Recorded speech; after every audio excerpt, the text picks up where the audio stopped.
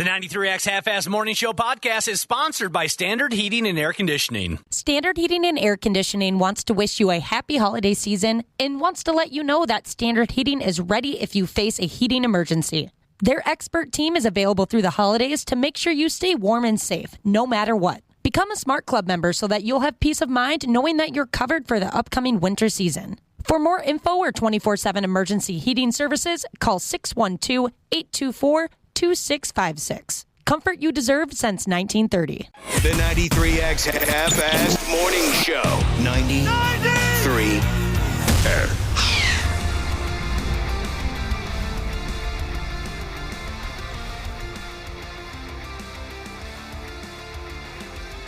Oh, my damn. Welcome to the 93X Half-Ass Morning Show. Welcome to our Friday broadcast. If you get a real thick, noticeable, let's get this over with type of a vibe from today's show, that's intentional.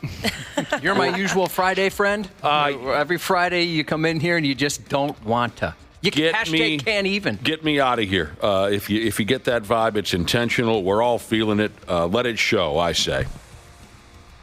Boy, I don't know. Welcome to the Friday show. What's going on? I'm not sure how it's going to go. I might have made a terrible mistake. Oh, no. By showing up? No, by the choices I made before the show. What'd you do? I had a Diet Mountain Dew. Oh, God, it's so good. So good. I love it.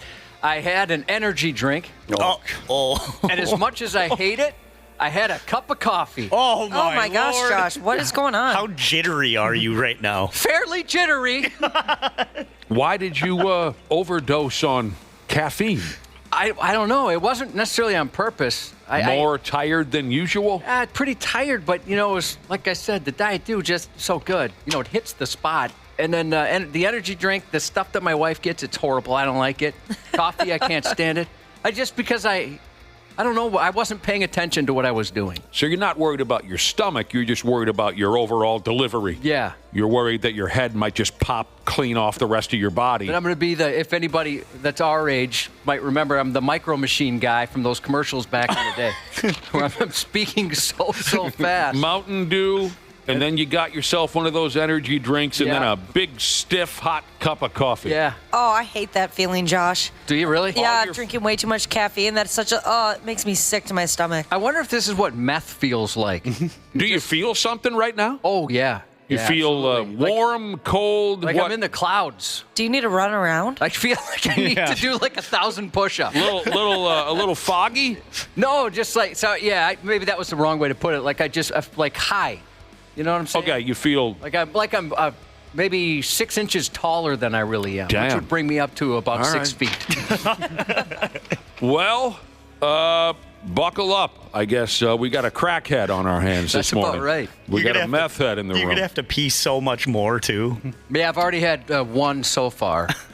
Well, when's the crash going to happen, right? That's what you always hear when you dump a lot of that caffeine. Eventually, you're going to crash and be a zombie. That's the problem. Ooh. So drink a lot of water. Run out to the gas station. I got backup cans of pop here. So, once I crash, I'm getting right back on that horse.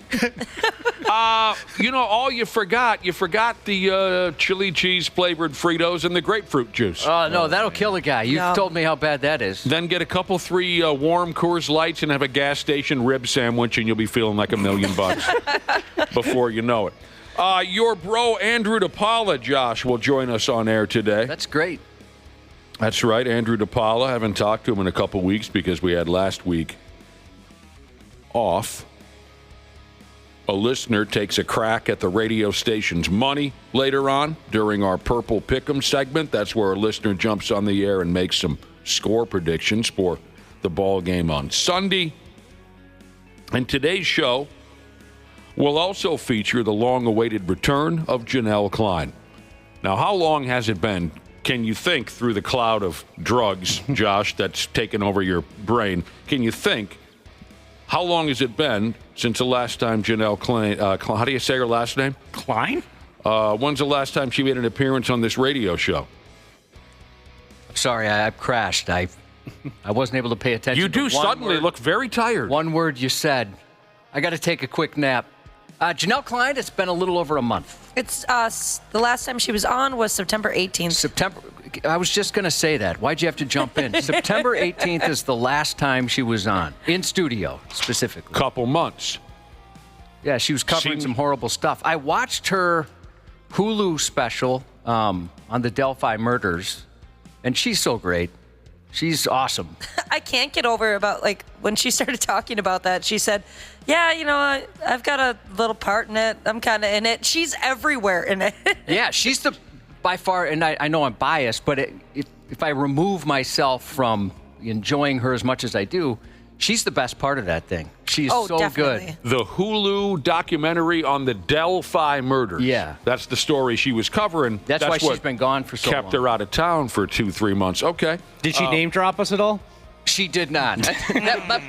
You know, when they're talking about the horrible murders of 2 young girls, you don't want to name drop a subpar radio station in a mid-level market. Yeah, and what's up to the half-ass morning show?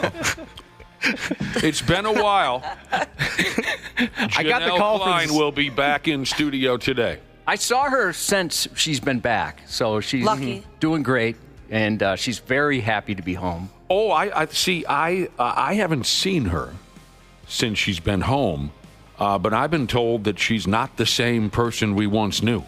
Well, I could tell you my interaction with her. Dana, you talked to her as well. She seemed back to normal. A little, kind of like she had a Diet Mountain Dew, a energy drink, and a coffee. She was all excited to be home. My sources have said that she's her health is failing and she's broke. No, you're thinking of both of our families. Our extended families have people like that in it. I heard Janelle's in terrible shape. No, she's doing great. We'll find out when she gets here today.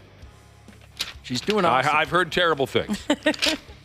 Around 7:30, Jungle Jane will be back in the mix. It's very exciting.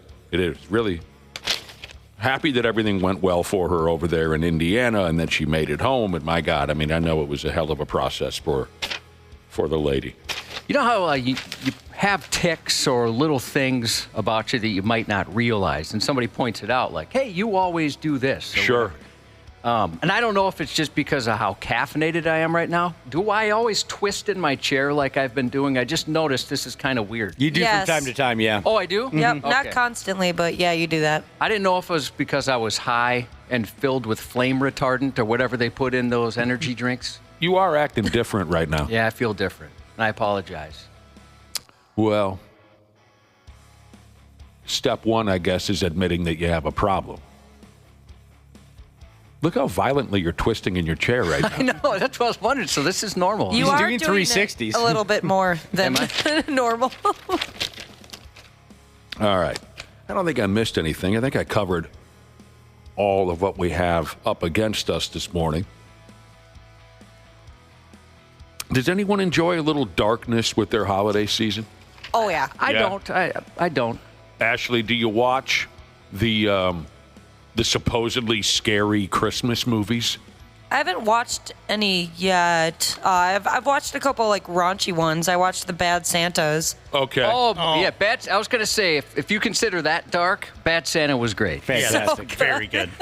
Never saw it. Saw bits and pieces. Boy, I remember a number of years ago there was a Christmas dark comedy. What was it called?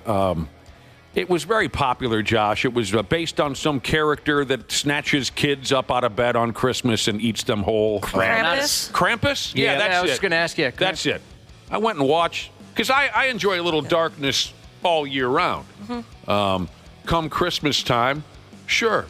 Maybe I'll try to watch Silent Night, Deadly Night, or something silly like that. You know, so I went out to see this Krampus movie. Everyone was talking about it 5, 6, 7 years ago. Oh, this is this great dark comedy. It was terrible. It was awful. It's not The worth. ending was weird. The whole thing was stupid. But anyway, I have here in front of me some of the most depressing holiday songs that you'll ever hear. What were we talking about yesterday? Spotify? Maybe low. If you like a little darkness around your holiday season, maybe try these, punch these into your Spotify machine. Music for a not-so-merry Christmas. Less holly jolly and more horrid jarring. is the description here of some of these depressing holiday songs. You get the idea. Let me give you the rundown here. Oh, wait, is the Christmas shoes on there? No, tell me about the Christmas shoes. My mom showed me that song when I was a kid. It's and, on there. Like, told me about how depressing it was, and Christmas I noticed. shoes. Oh, no, Yeah. here it is. Yeah. Okay, Yeah. the Christmas shoes. I remember being like, "Oh my gosh, Mom, why do you listen to this sad song It all is the time?" I never pay really much attention to lyrics, but you can tell that's a sad song. Yeah. Like something terrible. So what's it about? Something terrible must have happened. I have it here, Joe. I've never heard any of these songs as far as I know. We'll start with the Christmas shoes. And that became a movie, didn't it, with Rob Lowe? According to the story, yeah. Did you know that before reading? Yeah, I know this. I'm very well. You know me. I've been listening to Christmas songs since November 1st. You love. I can't believe I neglected to mention that. You absolutely love Christmas songs. I do. I love Christmas songs and I love radio jingles. Yeah, you do. Or not just radio. Any commercial jingle I love. Yeah, you get psyched when you hear a radio jingle. That's why the song Jingle All the Way, it's perfect for me. It combines two of my favorite music genres. The song Jingle All the Way? Yeah. Okay. Jingles. Jingle and Christmas songs. I got it. Jingle bells. Was it that tough? No, I didn't understand. It's not your fault. It's my fault. Come November 1st, you love it when the local radio stations flip it over to all Christmas songs. I do, and I know some people hate it. Have you ever talked to our boss about maybe doing a little bit of that on 93X? No. No? No, I haven't. But I did talk to him about, because our boss is one of the hardest working people in the world. He programs a bunch of radio stations, and he's exhausted constantly. I'd say he's exhausted 60% from his dating life and 40% from his work life. The dude, his office is right behind me? Yeah, the guy right behind us that shows up like that at 10. dude is one of the hardest working people in the world? Yeah, he is. You know that. Give me a friggin' break. You know he is. He comes in around 9:30. Hey, what's up? But Looks like he been partying all night long. Oh, he has been. That's for sure. No doubt about that. I've mentioned this before. When he first started here, he said, "Hey, I just want you to know if you ever hear from me within the first hour of your show or before the show, that means I had a really good night or a really bad night." Right One on. of the two. But I talked to him about he programs 105, and I think 105, they have the best Christmas music. I love Cool 108. They're great. But 105, I like them a little better. And it's not just because they're part of the umbrella here, the Evil Empire. It's just Right. they do a great job. But I was reading an article, I think it was Milwaukee. They had a radio station or two that did a week of Halloween songs. And I thought that's kind of cool. That is cool. Halloween-themed songs. Right on. For about a week. I mean, there's far less to choose from, right? So you're not going to do a month of that. A lot of Rob Zombie. A lot of Monster Yeah, that kind Mash. of stuff, right. A lot of you hear the theme to the Munsters. Right. As far as these depressing holiday songs go, this all strikes me very funny. Okay, fine. We'll start with this song called "The Christmas Shoes." It says here, you guys know it. I've never heard of any of these, but it says here, you've heard it, you've cried to it. And Josh is right. They made a movie based on this here song, and they put Rob Lowe in it. Here's a highlighted lyric from the song, "The Christmas Shoes." Then the cashier said, "Son, there's not enough money here." He searched his pockets frantically, and then he turned and looked at me, a little kid. "Do you have any money?" Oh. The Christmas Shoes. Yeah, I think his mom is really sick and dying, so this little kid wants to buy his mom shoes. Oh, my God. And he can't afford it? Yeah. Oh, my God. I've heard this song. That's terrible. Dude, Why would you write that? Thank you. And my mom showed it to me when I was way too young.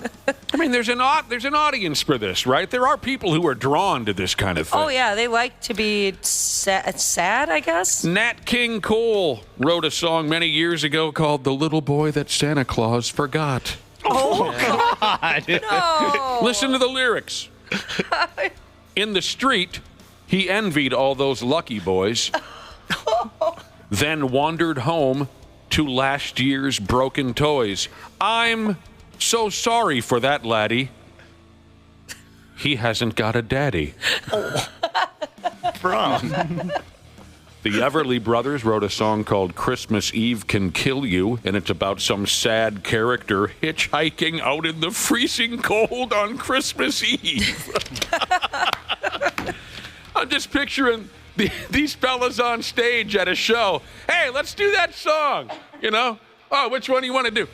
You know, Christmas Eve Can Kill You. The crowd, you want to hear Christmas Eve Can Kill You? Oh, yeah, that's why I showed up. I want to hear about that guy dying on the sidewalk on Christmas Eve. Go, play it.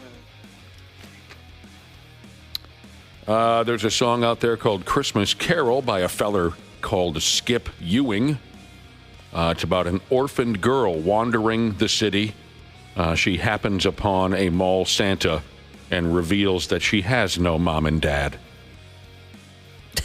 But there's a happy ending. Santa adopts her, Josh. That's concerning in a way. Yes, I would agree. Oh, I never thought of it that way. Yeah.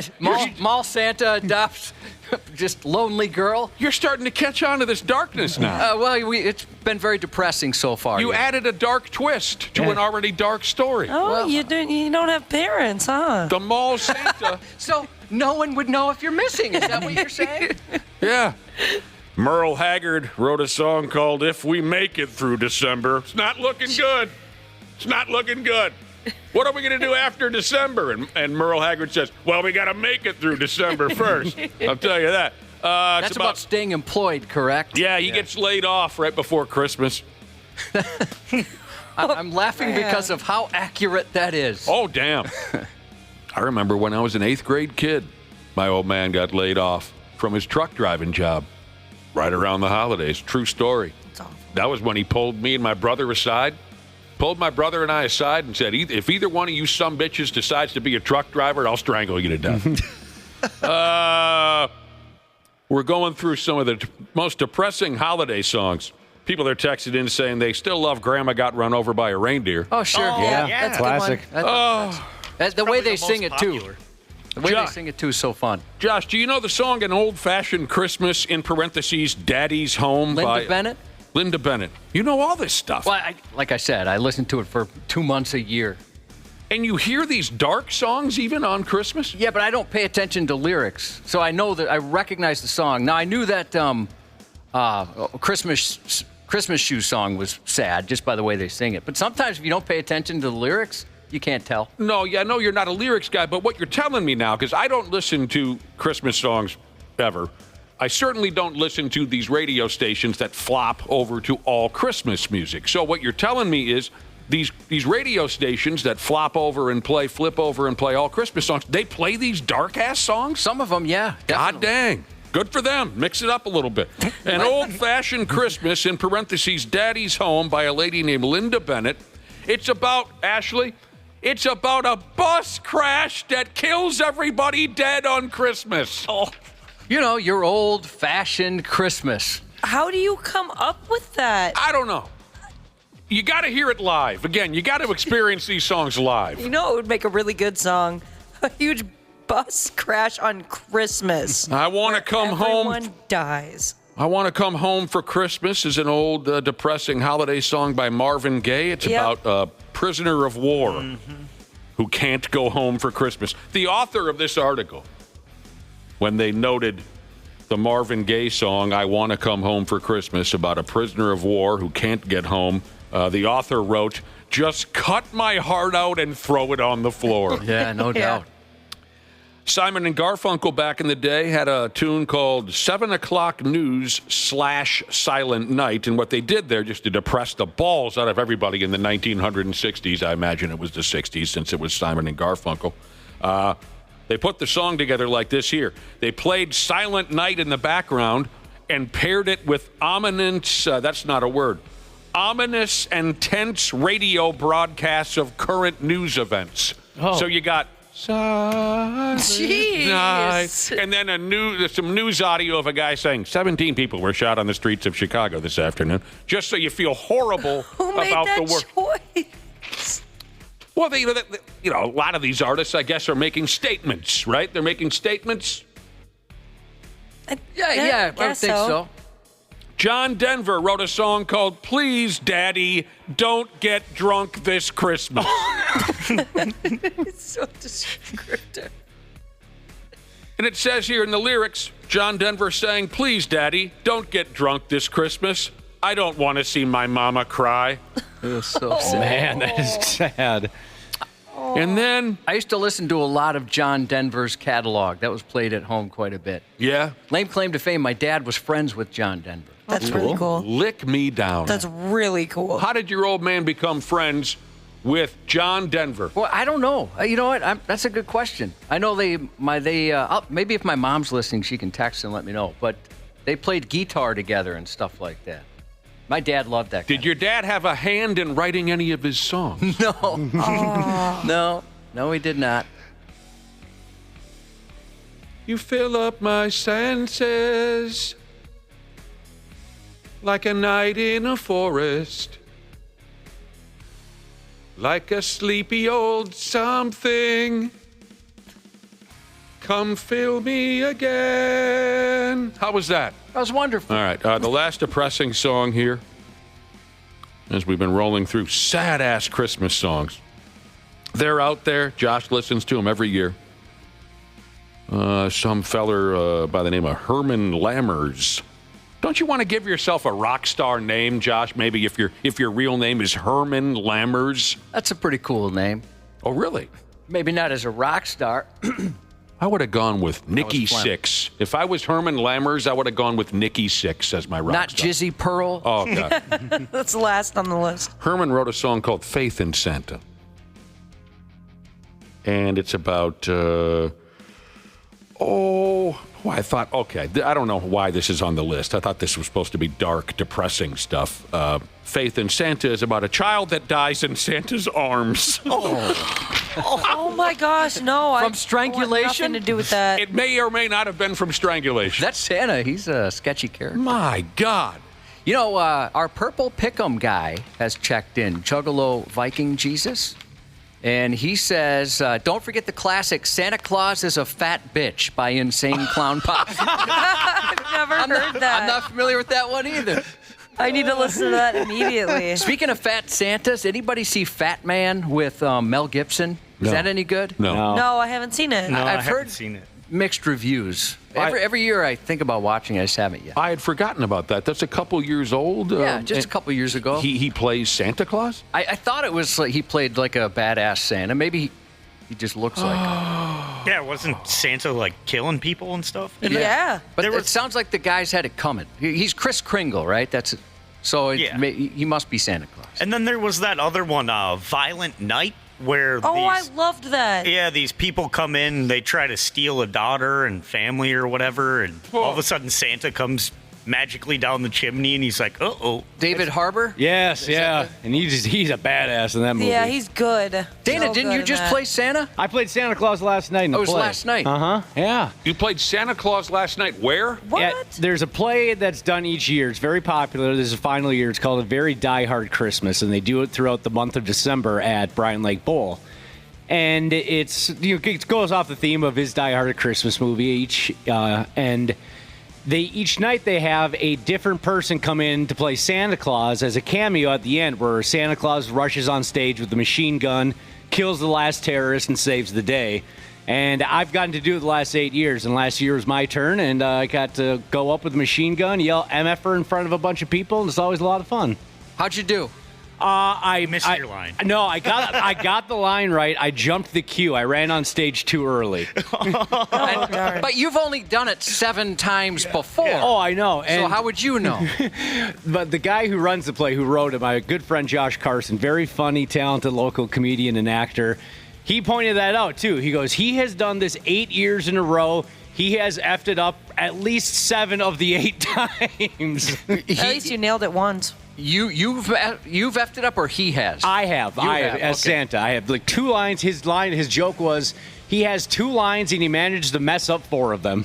But it's a lot of fun. Yeah. Were you high or drunk or something? Or No, what? it's adrenaline. You know, yeah. It's the talent. The cast is so talented, and it's a lot different. I mean, people are like, "Well, you talk on the radio for a living." I'm like, barely. You know, you can barely do that right. Yeah, none of us would be surprised if you flubbed your lines. Mm-hmm. We've heard your live reads. Right, exactly. Well, that sounds And even your recorded reads. And recorded reads. You're actually you're not kidding about that. Sometimes we can't understand your recorded reads. Well, that sounds like a fun deal. Bryant Lake Bowl, that's a cool joint. It is. Very cool. A few people are, I like that place too. Bryant Lake Bowl, we used to have our Christmas party there. Yeah. We had a couple, and same with Lariat Lanes. We used to have it back in the day. I think it was Bryant Lake Bowl where the two of us were kissed by a man. Yeah, you're right. Yeah. A very, Hot stuff. very drunk man who has quite a bit of spittle when he gets real And hammered. razor sharp stubble. Yeah. Oh, I hate that. But yet he kissed us, and he kissed us hard and Were deep. his lips soft? No, very spitty, like Josh Yeah, said. they're very wet. Spitty, Oh, so cold, just wet. cold lips, stubble. It was an awful kiss. One of the worst kisses I've ever had.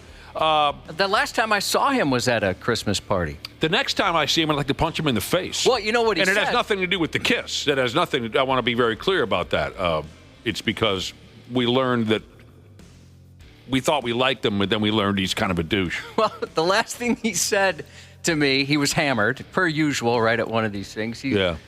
We were leaving the Christmas party at the same time, and he grabbed me, and he was retiring. He was done. And he's like, hey, I just want you to know something, and make sure Nick knows this too. You guys are getting screwed over real hard. Yeah. He said, now that I'm leaving, I can tell you that. Yeah. And he's the guy who could have done something He was the about guy that made those decisions. Yeah, he's the guy who screwed us and then retired. Anyway, we got to get going. We was got pretty lots going funny, on. actually. What in the... What do we got again? Janelle? Janel Klein, Purple Andrew DePaola, Purple. We'll be right back on the Half-Assed Morning Show. There's a douchiness to them.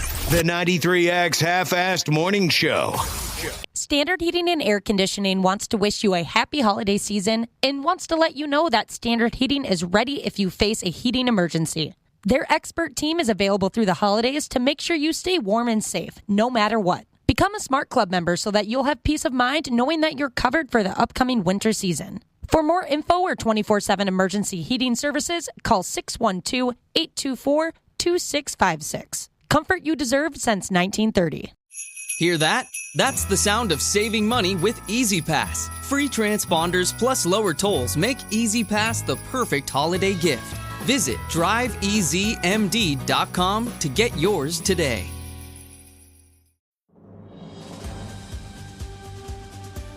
This episode is brought to you by Progressive Insurance. Fiscally responsible, financial geniuses, monetary magicians. These are the things people say about drivers who switch their car insurance to Progressive and save hundreds. Visit Progressive.com to see if you could save. Progressive Casualty Insurance Company and Affiliates. Potential savings will vary. Not available in all states or situations.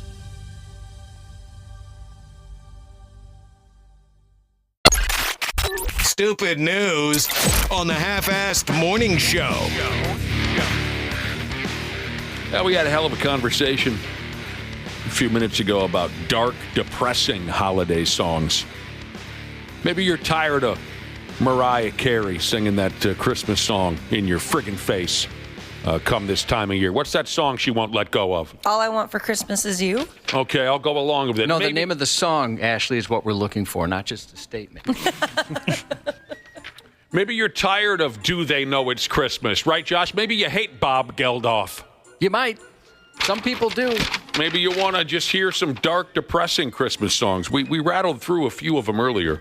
If you work in retail, I know a lot of people are pretty sick of Christmas tunes. Oh my gosh. I worked at a little girl clothing store around the holidays. It was my first job, and I wanted to end everything because it was just like the poppy hip hop Christmas songs that they play on like pop stations all day on repeat. It Did was you like come the same close? 20 songs. You came close to busting a spring? Oh my gosh, Yeah. I wanted to throw mannequins against the wall.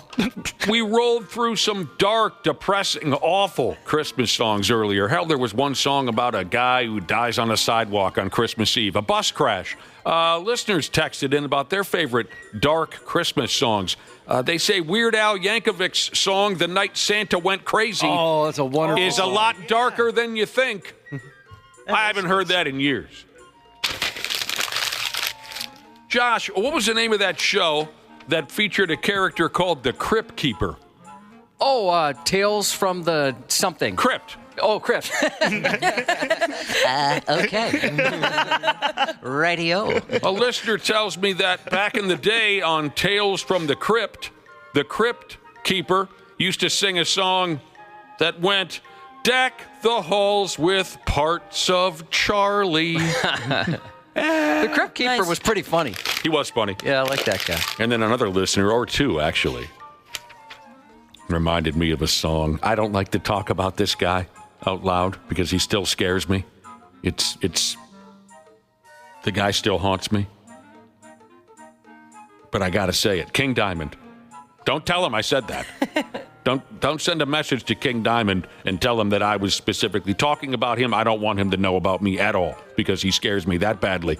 But a couple listeners reminded me of the King Diamond song called "No Presents for Christmas." Oh. He's one of the scariest dudes that ever got a record contract, isn't he, Josh? He is. Don't talk about King Diamond. Ashley, don't look up King Diamond. You looked him up? No. Now you're on his radar. Nick he goes to Hayward every time King Diamond's in town. You don't want to be in the same state with that guy. Gives me the creeps. All right. What's his deal? He's Danish, right? Yeah. That's his first problem, Josh. Oh, is that where it started? Yeah. I didn't know they were an issue. And he's this little guy. And I'll get into it. He's this little guy, and he put on the scary makeup, and then he also had a beard.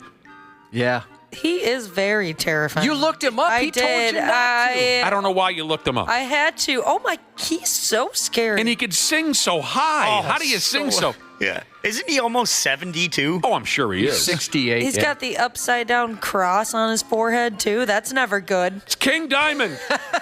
That's never good. You run into that often, Ashley? Movies and scary movies, that's never a good sign. And maybe I'm going too far here, but I'm disturbed by the guy for a lot of reasons. But one of them is he decided, okay, I'm going to wear scary makeup. Okay, fine. There had to have been somebody who said, well, you're going to wear makeup. Don't you think you should shave the beard? And he said, no. That frightens me in the first place. Do you understand what I'm saying? I get Why it. are you keeping a beard if you have to put makeup over? Okay, I've gone too far. Yeah, it's kind of like some of the scary clowns when they have the big beard. It just makes it worse. Absolutely. I think the clown at that haunted house that called me a laughing bitch, if I remember right, he was bearded. You got to be nuts to wear makeup and have a beard. I understand. Here's a listener that says Gene Simmons isn't scared of King Diamond. Yes, he is. Gene Simmons is afraid of Paul Stanley, okay? Of course he's afraid of King Diamond. All right, here we go with the stupid news. Josh, I'm going to need you to make a phone call this morning. You know that spiritual cleansing retreat that I had planned for the both of us? Yeah. Cancel it. You no longer want to do it? Did you cancel it yet? No. The darkness retreat, we're going to do ayahuasca and then go have a terrible season in New York, that kind of thing. The spiritual cleansing retreat that I had planned for us, I'd love if you would cancel that. Bad idea, worst idea I've ever had.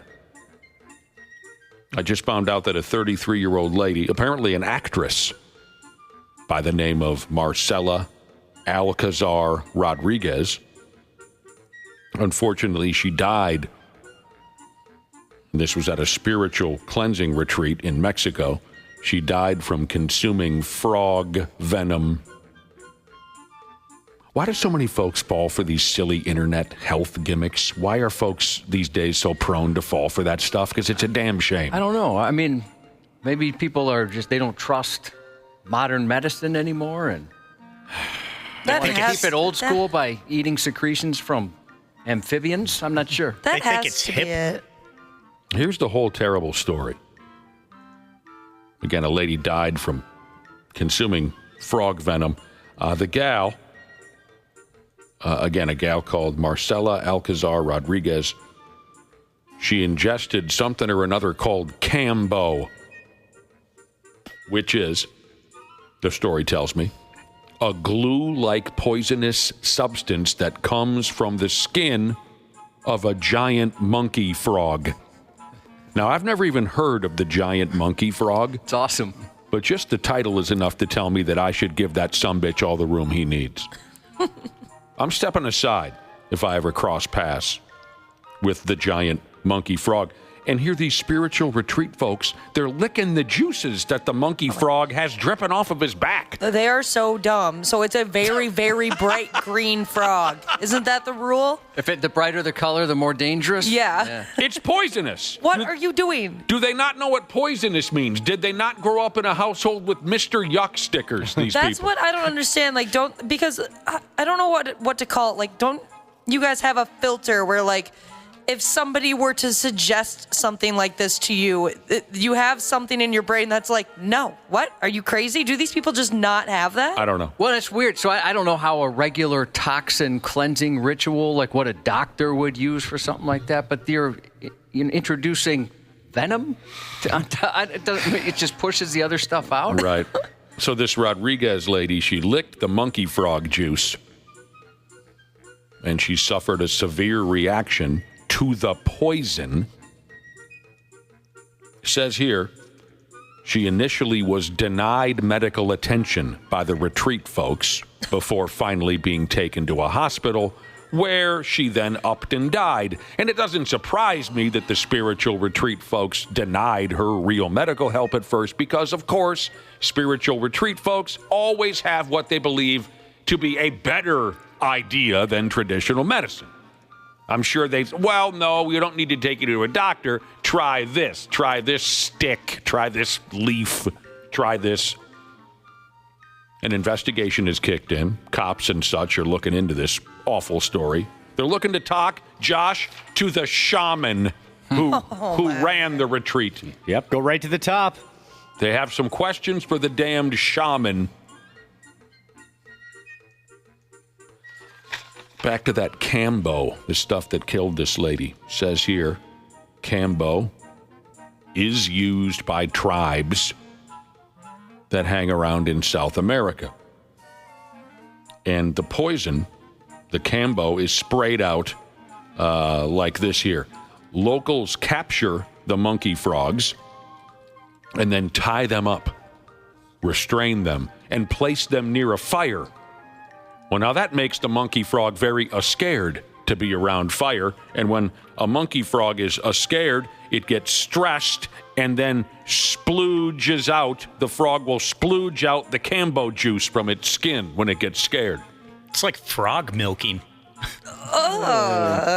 So Didn't need to hear those two words put together. once they have a bucket of the Cambo squirt and they want to use it on somebody, a patient's skin is gently burned, and the toxin is then applied to the wound, which causes immediate and severe symptoms, including projectile vomiting, diarrhea, increased heart rate, and a swollen face. Come on, this is helping me?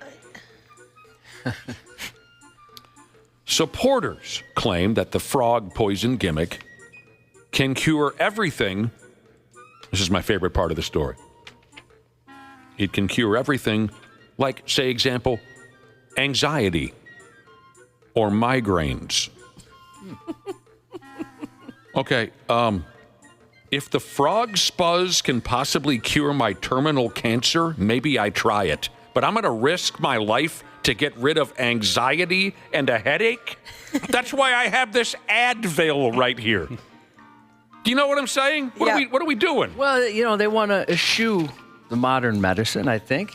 And also, I would argue that if you're suffering from anxiety and migraines and you're dead, you're no longer suffering from those two. I like that logic. Good point. I bet nobody brings Advil to the spiritual healing retreat, Oh, do they? no. Oh, they check your bag for it at the door. I bet if you have diarrhea, Josh, and you ask a shaman if he has some Pepto-Bismol, I bet 9 times out of 10 he says no. But you know what? I bet he has a secret stash. Oh, you think so? Yeah, he's got all that, sure. I assumed that the shaman would say, Pepto-Bismol? No. But I do have this ox semen. And if you drip it under your eyelids while cornholing yourself with a live eel, that diarrhea will clear right up right after you come out of your coma. Then your diarrhea will be gone.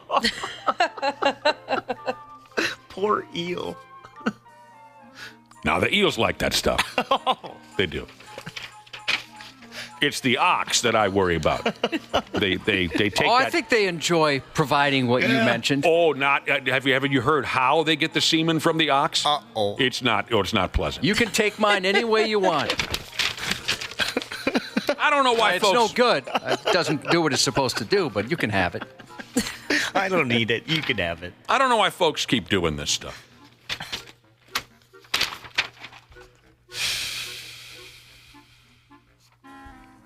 I love these stories of some bitches who are declared dead. Everybody in town is sure that they're dead, even doctors. And then the bastards kick out at 2. I want that chance. I want to kick out like Hogan did to The Rock at WrestleMania 18. Oh. And I'm going to wag my finger in the doctor's face. What you gonna do? And the crowd in Toronto just is up for grabs when I kick out at 2. Oh, they love it. He beat Andre the Giant with that move, Jim Ross said. Anyway, these folks that kick out at 2, right when everyone is sure they're deader than disco. This one here, Josh, this guy cut her awful close. He apparently regained consciousness. He kicked out right before he got cremated. You know, it's when you hear these stories, doesn't it seem like it's India quite often? Yeah. I wonder if everyone's in a hurry to get rid of folks because their population is so enormous. Oh. I bet you're That's right. a dark Yeah. thought. I never thought of that. Like you pass out from too much drinking. Well, they're dead. Yep. I got to get rid of them. No, Let's just make put a up- little more space for the rest Just of to us. start digging the hole. Well, I think he's only snoring. Dig the hole. He's dead. Yeah, clear sign of death. The snoring, the chest rising and lowering, chest rise. He's dead. I never thought of that, but a lot of these stories do come out of, India. This here cat was a 25-year-old. Wow.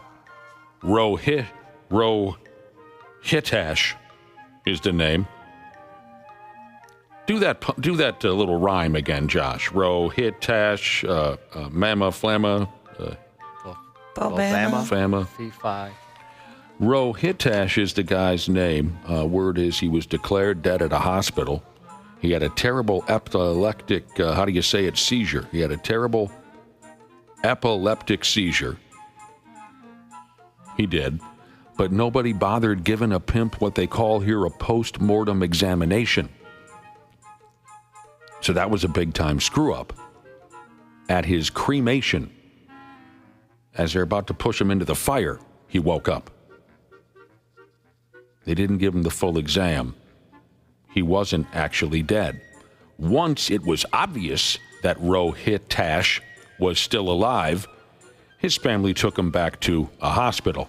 And then he died again! And I'm sorry to tell you that he did not kick out the second time. These stories, they never seem to end with, well, the guy woke up and he lived another long and successful 12 years. You didn't let me finish, Dana. Uh-oh. And then the guy woke up and he lived another successful 12 years. And then people are asking, well, how do you define successful? Thanks for starting that conversation now, Dana. I don't know how to define success, but that's exactly what happened with this guy. And then he died. After too much success. He got sick of being so successful.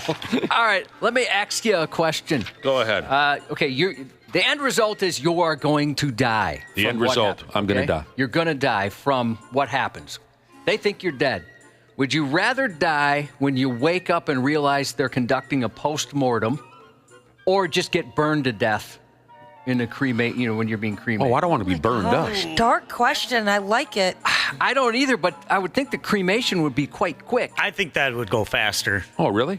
I have no idea. Maybe I'm way off on that and it's the slowest way, but Maybe just because of the movies that I've watched, I've always imagined that cremation takes a long time. And if you're alive during that process, my damn the pain. Yeah, I think it does take longer than people think because I have a friend that works in a funeral home, and so he does cremations. And when he's got, I guess, a body to take care of, it takes a lot. Like, I always thought it'd be like a 30-minute ordeal. It takes much longer than that. 2 to 3 hours, it says. So, yeah. how long would it kill a guy? Yeah, but when would you die? I bet it takes a Good point. friggin' walk. Come on. You'd go into shock. They're going slow and low like they're cooking ribs. Yeah. Which one am I naked? Gosh. Which one? Both. What? You're Oh, naked in both, Yeah. Josh. Okay, so that doesn't The post-mortem exam, and when you're cremated, you're naked? because the post-mortem you're naked according to like CSI and stuff like that. I guess maybe when they cremate you, maybe they do put something over you out of respect. I could see that being a There's nobody we can ask. They just put you in a duffel bag and toss you in. waste of a good duffel bag. So Josh, to answer your question, I want to wake up during that post-mortem exam. Wake me up with that eel. That'll wake a guy up. Yeah, that'll wake a guy up. Do you get a choice of eel? I'd go electric. Electric eel. Boogie, oogie, oogie. I'll tell you what. Oh, geez, Jesus said, now typically in a Zubmondo question, you're not allowed to throw in a third option, but we'll allow this one. He said he'd rather wake up to the groundskeeper banging him in the coffin. Oh, my God. Dude. Are you banging me right now? Oh, we got a live one. Have we covered this once before, Josh? Little werewolf babies? Oh, yeah, sure. Yep, definitely. Yeah, it rings a bell. Here's the deal. Little Spanish kids are developing what they call here werewolf syndrome. I'll try to explain this because I'm not sure I understand. Little Spanish kids, you got to see the video of this one little Spanish kid running around. I'll go ahead with this here first. There have been 11 cases of little kids running around with something called hypertrichosis, commonly known as werewolf syndrome. Little 2-3-year-old kids who catch this hypertrichosis, they grow thick hairs on their backs, on their legs and face. They look like that dude from your junior high hockey team who was built like he's 35 years old in the 7th grade. Yep. I got to say, maybe if it's your kid, you feel a little different, but it's kind of cute. Looking at some of these You kids. find the look a little bit. kind of I know cute. what you mean. You're obviously maybe a tad concerned if you see that come out of your wife or yourself, but it is kind of cute. So, in extreme cases of this deal, hypertrichosis, it says here it makes the kids look like little damn werewolves. Big, thick-ass eyebrows, hair all over their face. It's strange as hell. Do we have videos of this up on our website? No, I didn't get this. Why didn't you get it? I didn't send it. Why didn't you send it? That's my bad, I guess. I apologize. Cremate me. Oh, It takes you 3 hours. a little dramatic. So, doctors and such, maybe you're wondering, okay, how does my kid catch werewolf syndrome? Doctors think this is because the kid's parents have a drug called minoxidil laying around the house. Minoxidil is one of the active ingredients in several popular over-the-counter hair loss treatments like, say, Rogaine. So I believe what the doctors are saying is this, and Josh, help me out if I'm way off. Dad smears this anti-hair loss grease on his balding skull. The little kid in the house gets his hands on it, and next thing you know, the little kid looks like Danny DeVito. Am I right about that? That's how it works? I thought it was like the dad passes it on from using it. Maybe I totally misunderstood. So the dad is smearing hair grow goo on his head. He bangs the wife, the baby falls out, and the baby is all hairy because of the goo the dad had on his head. That's how I read it, but maybe I'm mistaken. I thought it was post Well, baby fallout. They're born with it. They're born with it? Yeah. Well, but then, Yeah, that's how I read it. okay, I misunderstood. Here's another case. In 20-23, a breastfeeding baby grew hairs all damn over its body. During an interview with the family, doctors found out their father was smearing some kind of hair loss swill all over his noggin. So it's something that happens in the womb, is what you're telling me. It says It's that not that the kid gets mischievous and grabs this hair product and How are you pronouncing that? mischievous? No, no. Well, that too. But no, before that, something that happens in the what? Womb? Dude, it's womb. Get it right. I hate myself. Yeah, you sounded silly when you said that. Okay. So it happens before the child is born. I knew I was struggling with this. You were close. I didn't really know how this was working. I have a friend who he jokes that his son has the werewolf syndrome. And I'll tell you what, his son looks like he should be walking around in a tracksuit and a gold chain everywhere he goes. He is covered. And he doesn't have it on the face like some of these kids with the werewolf syndrome. But his whole body is so hairy. It's insane. How old of a kid? Right now? Yeah. 14. So he's got chest hair and everything? It was when he was little. Well, yeah, I mean, like I said, everyone knew that one or two kids when you played sports, especially you get in the locker room and all the clothes come off. Well, I'm talking like 5, 6 years old when I met him. Wow, that's impressive. And he's a brunette, I'm guessing. On his chest? Arms, everywhere. Back. Chest hair at 5 years old. Yep. Oh, I would have been flexing on people if I was him. Isn't that cool when you're a boy, a young boy? At 5, I don't. Well, I guess I never know how he felt about it. But my buddy would make fun of him all the time. That's very, very strange. I mean, there was a kid that I grew up with named Rod. And when we were 12, he looked 35 years old. It was friggin' crazy. He ended up being a big-time college football coach. It's because of that name they gave him. He was meant to Love look that like name. that. Yeah. I love the name Rod. Anyway. Well, no, wait a minute now. I got to go back to this now. Maybe I was right about how this happens. Okay, I'll read this statement one more time. We're trying to figure out how does your kid catch werewolf syndrome? Is it where dad is using hair treatment, he bangs the wife, the baby absorbs that minoxidil or whatever it's called in the womb, and the baby is born with werewolf syndrome? Maybe it happens both ways. Or is it where a young child goes through his dad's medicine cabinet or whatever grown folks call it and gets into the hair growth product, and then, because here's this, let me make this statement again. In 2023, a breastfeeding baby grew hairs all over its body. During an interview with the family, doctors found out that their father was smearing hair loss juice on his noggin. When the father stopped the treatment, the child's symptoms completely regressed. So it says here that it can be congenital or it can be acquired. So it can happen both ways. Both ways. All right. Just like herpes. I know which way I'd rather get it, to be honest with you. I want to acquire it. I want to earn it. Definitely. I want to have a story. I'm forgetting what are the two different ways to catch herpes. Well, same way. You can be born with it, or you can get it from that same girl you and I know. Yeah. I didn't know you could be born with it. Yeah. Oh, damn. You can pass along just about anything. Ugh. Yeah, it's the herpes baton. Mom just hands it to you as soon as you come out. Mom. Family tradition. Well, maybe the Wessels. Boy, one of my old softball teammates. Oh God, he showed up. He showed up for a ball game. This is 25 years ago. He showed up for a ball game with a herpes right on his upper lip, the size of a strawberry. Oh, we rode him into the ground. We almost had him in tears. Like a genital herpes? Yeah, he got it from a lady. Oh, okay. Yeah. So you know what was going on. Oh, my God, it was massive. And I don't blame the guy.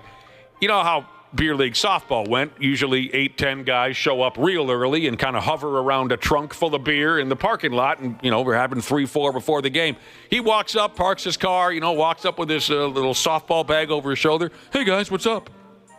Acted as if nothing was different about him, right? He was praying that somehow we wouldn't notice this monkey fist-sized, bright red. Oh, man, it was so much fun. It was perfect for the scene, for the situation.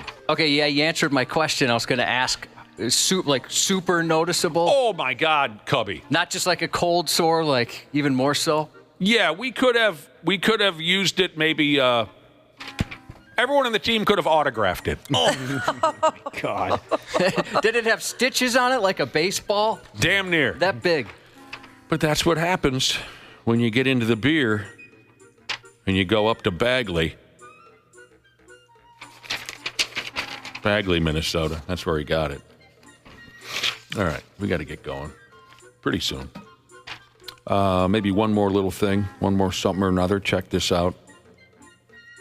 You got to see it to really follow the bit. So hopefully this is up on our website. In stupid England, a dude had rigged up shoelaces to operate his broken windshield wipers. Yep, that is up. See this. Check this out. Everyone's had to go ahead and rig up something sideways for their broken vehicle. I knew a guy that did just this. He used shoelaces. Shoelaces. Yep. I had to use a ratchet strap to keep my hood down. That didn't work, did it? No, it stopped working towards the end there. What, did you have an episode where the hood went shooting up? Yep, and then I got it fixed, and then it happened a week later. So then you did. So you actually didn't get it fixed. Yep. No, I got the windshield fixed from being cracked. Oh. Yeah. So The hood rose up while you're driving. It cracks your windshield. And I thought, you know what? It can't happen again. This time I'll make sure it's really down. And yeah, that happened about a week later. And I said, it's time for a new car. You know, you got the vice grips as a gear shift.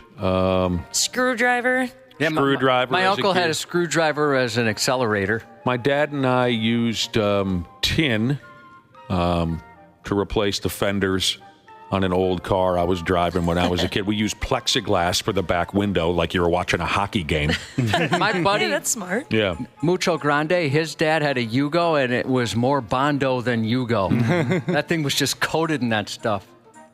So check this guy out on our website. He had the shoelaces to operate his windshield wipers. You know what they call a windshield in England? What's that? A windscreen.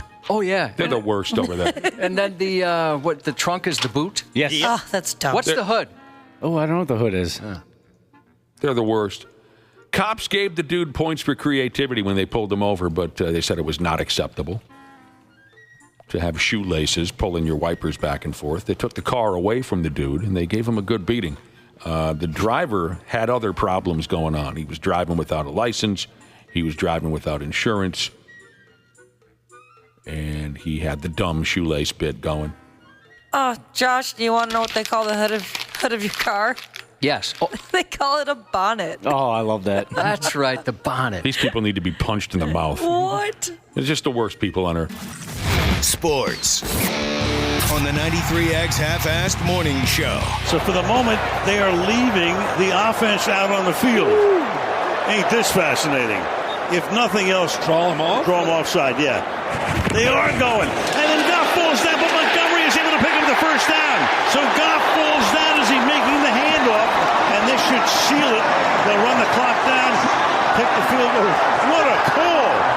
So it comes down to this. Bates is no stranger to winning games at the end. Ball game. And what a game. Yeah, the Lions won again. They're going to win out. They may never lose a football game ever again. Mm-hmm. Appears that way. Lions beat the Green Bay Packers. You know, and we'll talk about the game.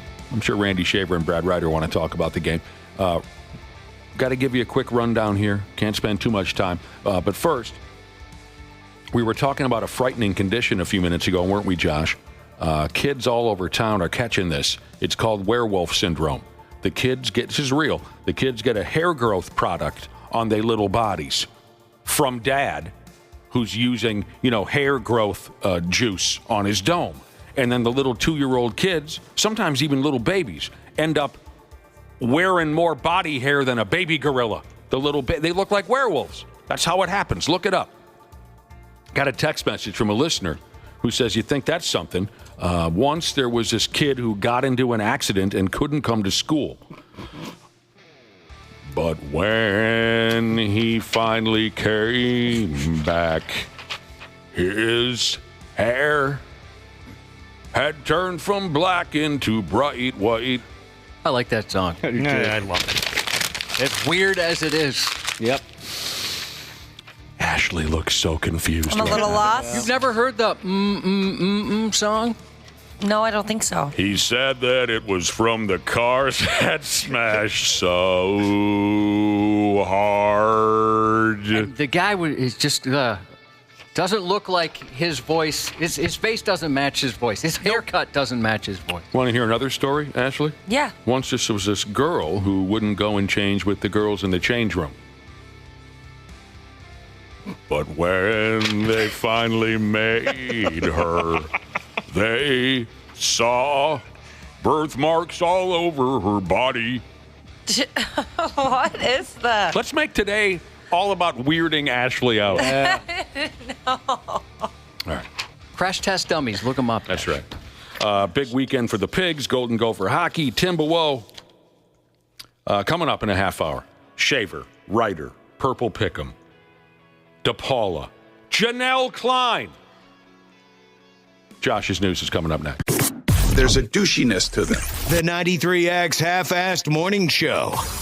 Standard Heating and Air Conditioning wants to wish you a happy holiday season and wants to let you know that Standard Heating is ready if you face a heating emergency. Their expert team is available through the holidays to make sure you stay warm and safe, no matter what. Become a Smart Club member so that you'll have peace of mind knowing that you're covered for the upcoming winter season. For more info or 24/7 emergency heating services, call 612-824-2656. Comfort you deserve since 1930. Driving in Maryland? Did you know an Easy Pass from DriveEasyMD.com can save you time and money? Of course you did, because you are a thrifty driver. An antenna reads your Easy Pass transponder and automatically deducts the toll from your Easy Pass account. There, you just saved money with Easy Pass, all without slowing or receiving a notice in the mail. Well done, thrifty driver, well done. Get your Easy Pass at DriveEasyMD.com. This episode is brought to you by Progressive Insurance. Do you ever find yourself playing the budgeting game? Well, with the Name Your Price tool from Progressive, you can find options that fit your budget and potentially lower your bills. Try it at Progressive.com. Progressive Casualty Insurance Company and Affiliates. Price and coverage match limited by state law. Not available in all states. Half-Assed Morning Show.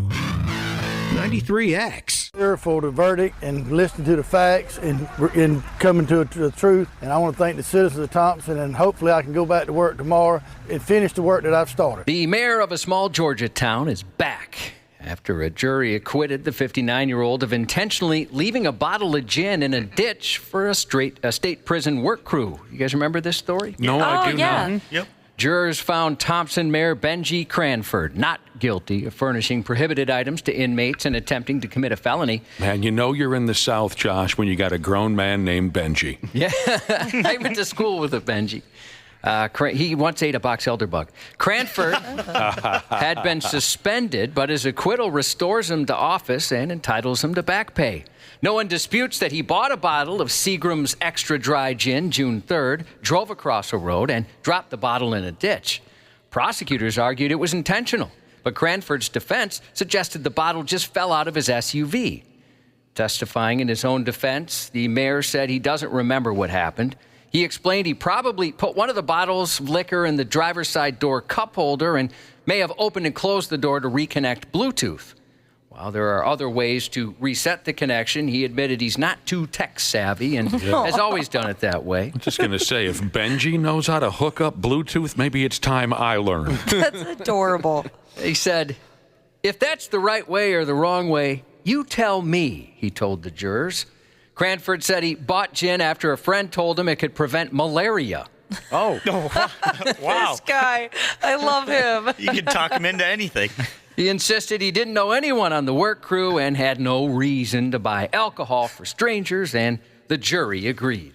That's why I drink too, just to prevent malaria. Well, maybe he's onto something. I want to get ahead of it, you know? But he was in that much trouble just over the idea that he might leave a bottle of hooch on the side of the road for a work gang? Yeah. They wanted him out. Jeez, that must be a conservative friggin' neighborhood down there. A 77-year-old Tennessee state senator turned a Georgia parking lot into the stage for his unexpected and unflattering performance of the Pee Pants Man. Troopers recognized his black Ford Edge without state license plates as the vehicle linked to an earlier hit and run. When they found him in a parking lot, emergency responders were already there. They were assisting him because he tripped and fell. He participated in a field sobriety test, struggled to walk a straight line, and had a dark stain visible on the front of his pants, prompting online speculation about another less savory mishap. He peed his pants. Officers confirmed he did indeed urinate on himself during the test, which was cut short because he couldn't stand safely on a leg. The senator admitted having a couple glasses of wine, but earlier in the day, A breathalyzer sealed the deal, revealing a blood alcohol content of 0.14, nearly double the legal limit. When questioned, the senator waved off the earlier hit and run, claiming he thought nobody was hurt and that the incident was just a misunderstanding. Josh, back when you were a pant peer, when you were a regular pant peer. Which isn't as long ago as I wish it was. Not as long ago as you'd think. Did you ever get yourself in a situation where you wet yourself and you thought, oh, God, if I get pulled over, no one's going to believe me? Well, I wasn't that old as a pant peer. This was pre-getting my license. Okay, yeah. But you were around 14, 13. About 14 is when I stopped. Suppose you weren't driving yet. But still, did you have a situation where you thought, well, someone's going to assume I'm an eighth grader with a drinking problem or something? No, I didn't. I just, luckily, only a few people noticed, Mm-hmm.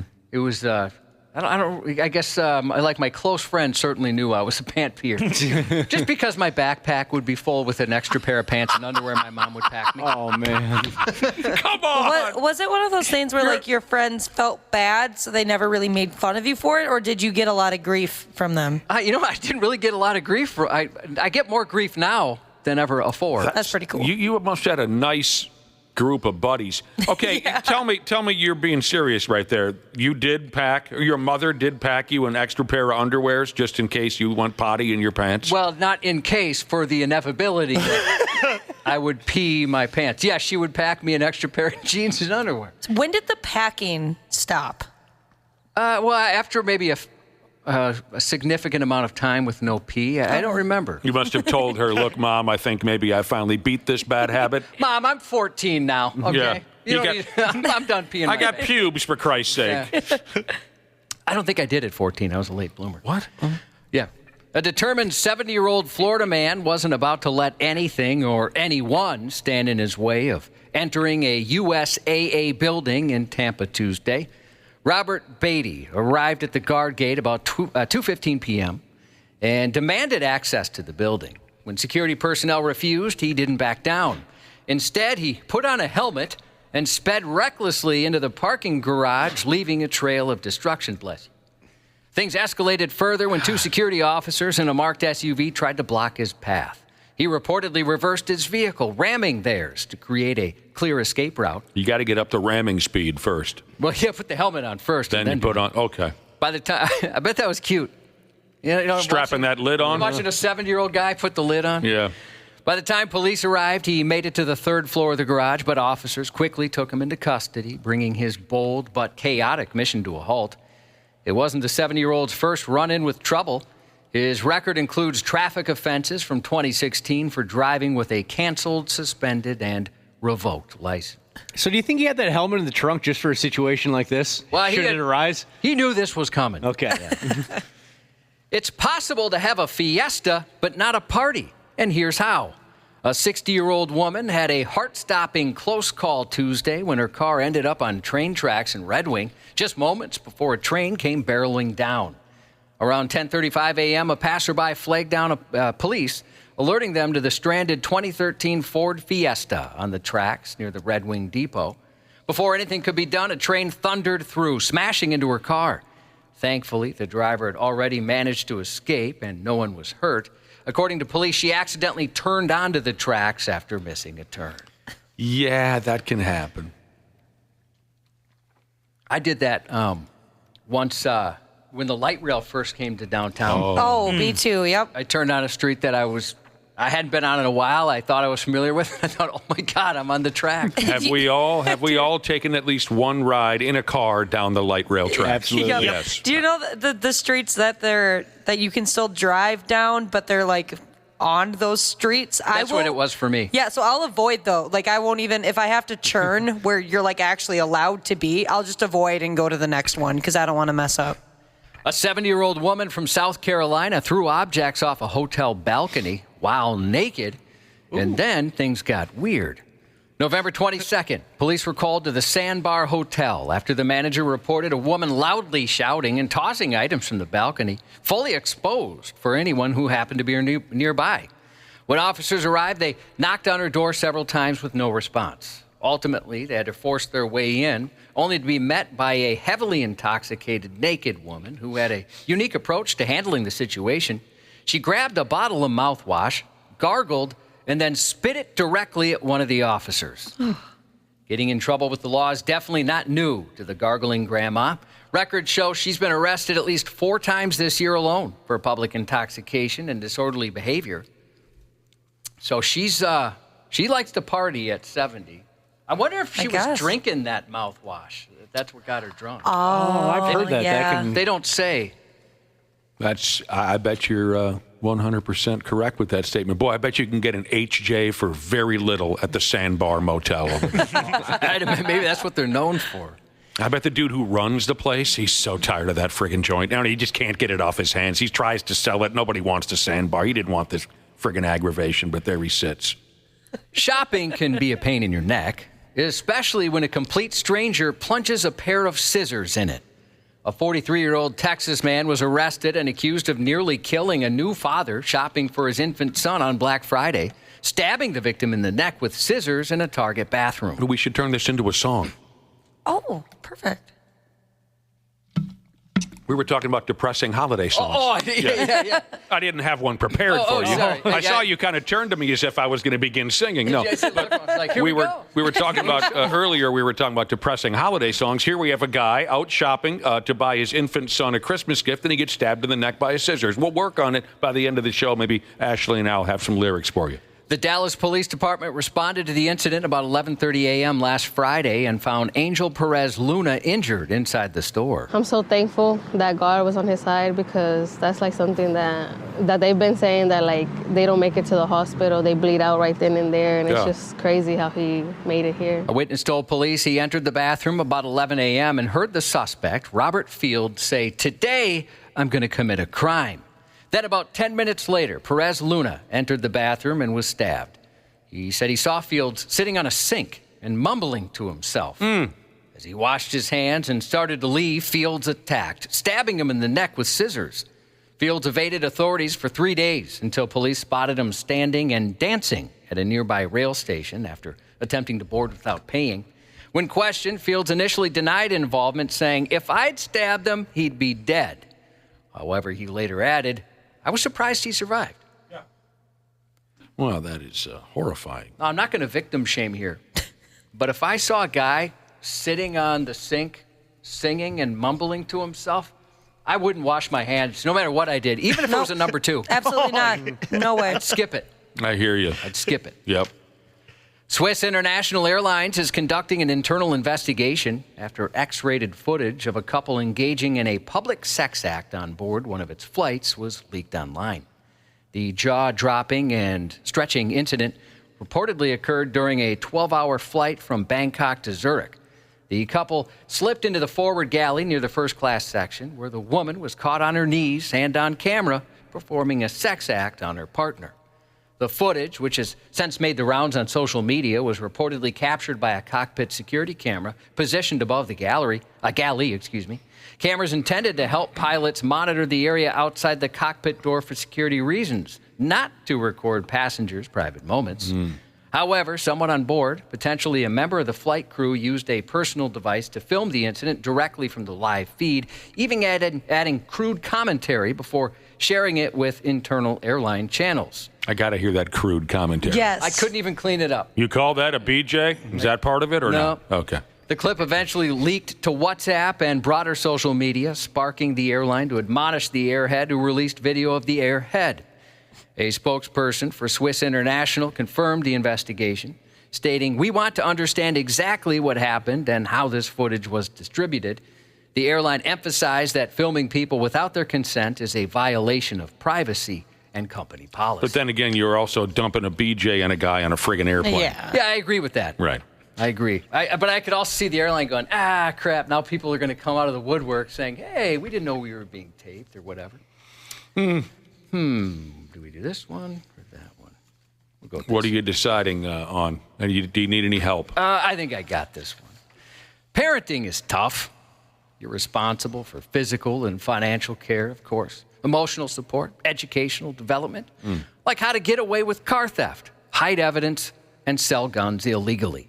There's also discipline and guidance, which one Memphis mother managed to miss. Police say a mom in Tennessee saw a video police posted to Facebook, showing her 14-year-old son and 2 others stealing a car. But instead of freaking out and contacting authorities like most parents would, she coached him on removing incriminating evidence from her home.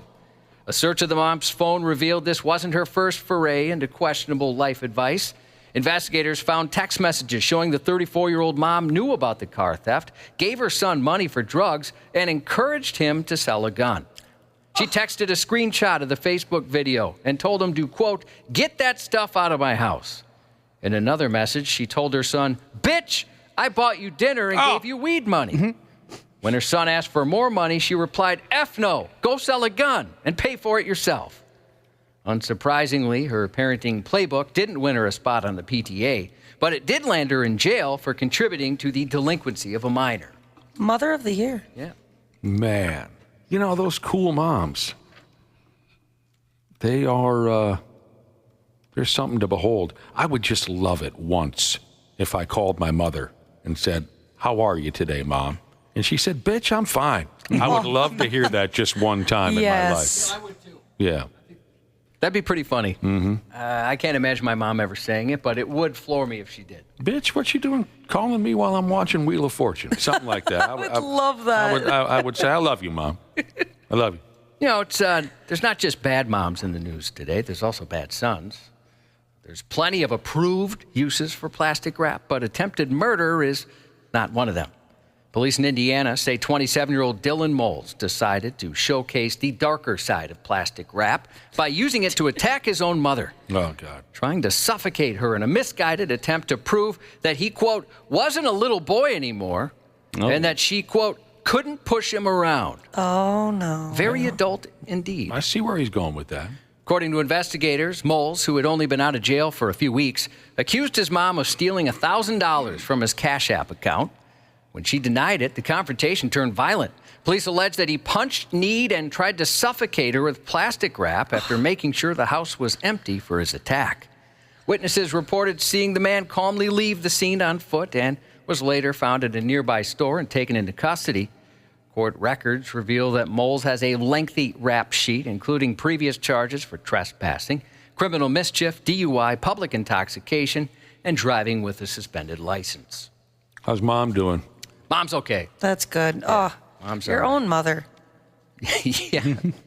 Saran wrap. I guess I wouldn't have considered something like that. You better hope you don't have the cheap stuff. Oh, yeah. She'll be able to breathe right through that. Yeah. The Order is now in theaters. Set in the 1980s, the film stars Jude Law as an FBI agent investigating a series of bank robberies and car heists, terrifying communities in the Pacific Northwest.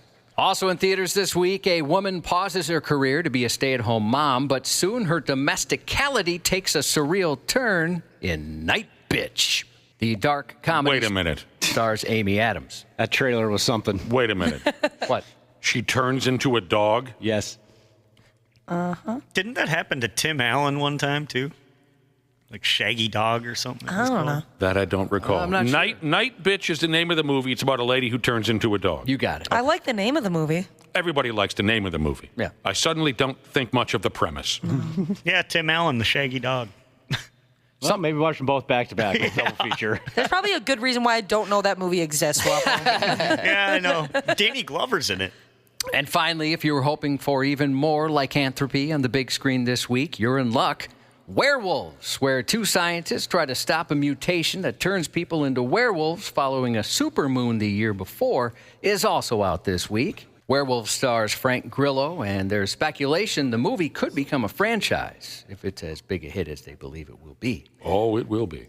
On the streaming side, Beetlejuice makes its streaming premiere today on Max. Nice. Have you seen it yet? Yeah, I have. But I only watched, I was distracted, so I only really focused on the last 30 minutes of it.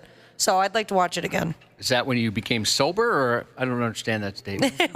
I was like talking to people and busy socializing, so. Real quick, back to the Shaggy Dog. I'm doing a little research on this. The tagline in the poster, raise the woof. That is so stupid. I love it. That's aggravating. You got me howling over here. Before we do birthday shout-outs today, just wanted to shout out the St. Paul Police Department Western District. Thank you for crushing crime and listening to the station. As a reminder, if you ever have a birthday shout-out, you can text the Luther Bloomington Kia text line at 651-989-9393 and let us know who you'd like to recognize, like these guys. All Shack, No Shaft Jesus wants to give a shout out to a new listener, Ryan. I tuck my boner in my waistline, Jesus. Actually, there's more. I tuck my boner in my waistline when I see my mom, Jesus. That's the full one. Hey, kind of should have quit while he was ahead there. There's no name attached to this text, so I'll just read it as written. Could you wish my favorite son, Pubes, a happy 28th birthday? What up, Pubes? Can you wish a happy birthday tomorrow to I Broke Another Trailer Jesus and his wife, I Broke Another Trailer Jesus' better half. And on a personal note, happy 10th birthday to my awesome niece, Penny, and that's 93X News. The Minnesota Vikings interview. You hate to have too much time to stew in your own juices. Touchdown! Vikings win it! On the Half-Assed Morning Show. The kid in me, it's fun, man, to be able to go and lead the offense down to a game-winning drive, man. Those are the opportunities that you dream of. Obviously, we don't want to be in those situations a ton to where we're down and we have to go do that, but we're a very confident group to be able to go down there and have drives like we had on Sunday. Number 5 in my power rankings, it's the Minnesota Vikings. Sam Darnold, he's continued his great year. He led the Vikings to their 5th straight win. This team gets it done in close games. They're 7-1 in one-score games. The Vikings are going to look to make it 6 straight against the Falcons at home this week. Tom Brady right there, sounding like a 10th grade kid who has his own podcast. I had no idea that was him. Give me a break. Seriously? Randy Shaver, Brad Ryder, good morning. Good morning. Good morning. Vikings long snapper Andrew DePaola, good morning. Good morning, guys. Good morning. And a beautiful, emotional, long-awaited reunion is underway this morning here in the radio studio.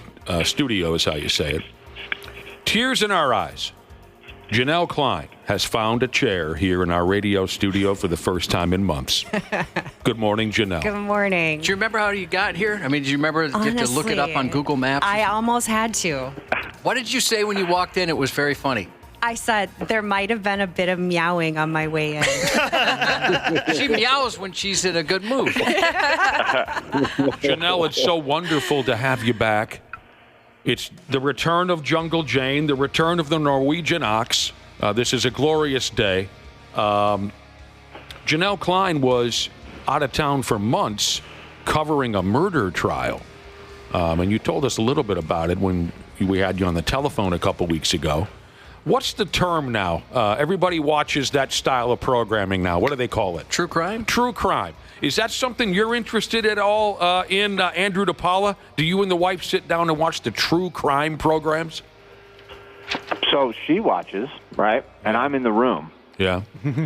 I'll partake. I'll watch it, get a little interested, but I'm of the group that's a little worried about how many women are into these true crime stories.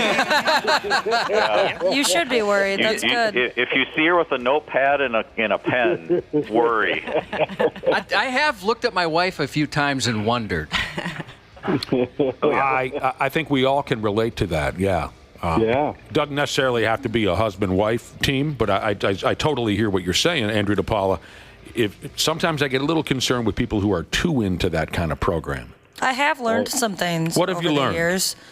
Like how to properly dispose of a body. But you really think you know how to do it right? I think I could get it done. Never be found by police? Yeah, being completely honest, I think I could get it done. Okay. Yeah, and I think the true crime shows have helped because it teaches you on what not to do. Because you don't want to be a true crime podcast because that usually means you've been caught then. There's hundreds of these shows now and podcasts, although I haven't personally quite figured out what a podcast is yet, but there's hundreds of television shows, hundreds of ways you can follow true crime stories.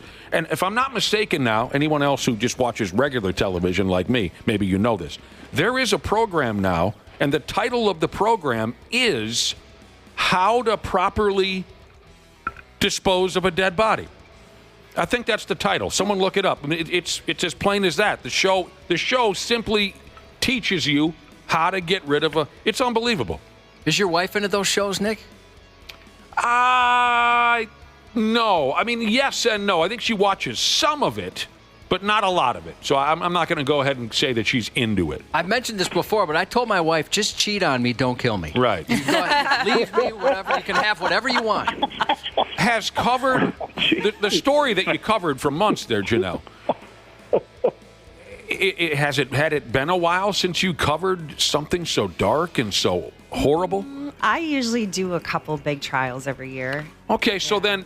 And you were... I mean, is this a record for how long you had to be out of town? That was probably the longest I've ever been on the road, yeah. Do you notice that maybe it has an effect on you?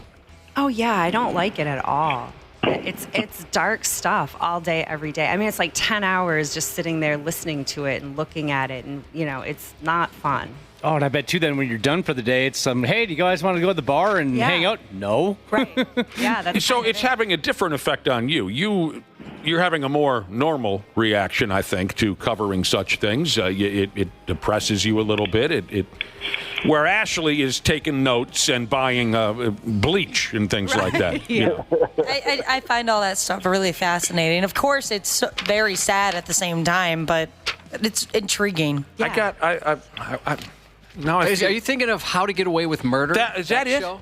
Is that it? I don't know. I haven't heard of the dead body one. People are saying you might be thinking of How to Get Away with Murder. That's a great, I think great show. there's two separate shows. But yeah, I think I'm going to be... How not to get rid of a dead body? And maybe that is that it? In quotes. Yeah, that's it. That's it. How not to get rid of a dead body. Like it's winking at you because it's really telling you. But it's winking. You're right. Well, I'm probably on a list because I looked this up. Well, that's fun. I did too. Bookshelf Jesus just recommended not Googling how to dispose of a dead body unless you want to meet someone from the FBI. Yeah.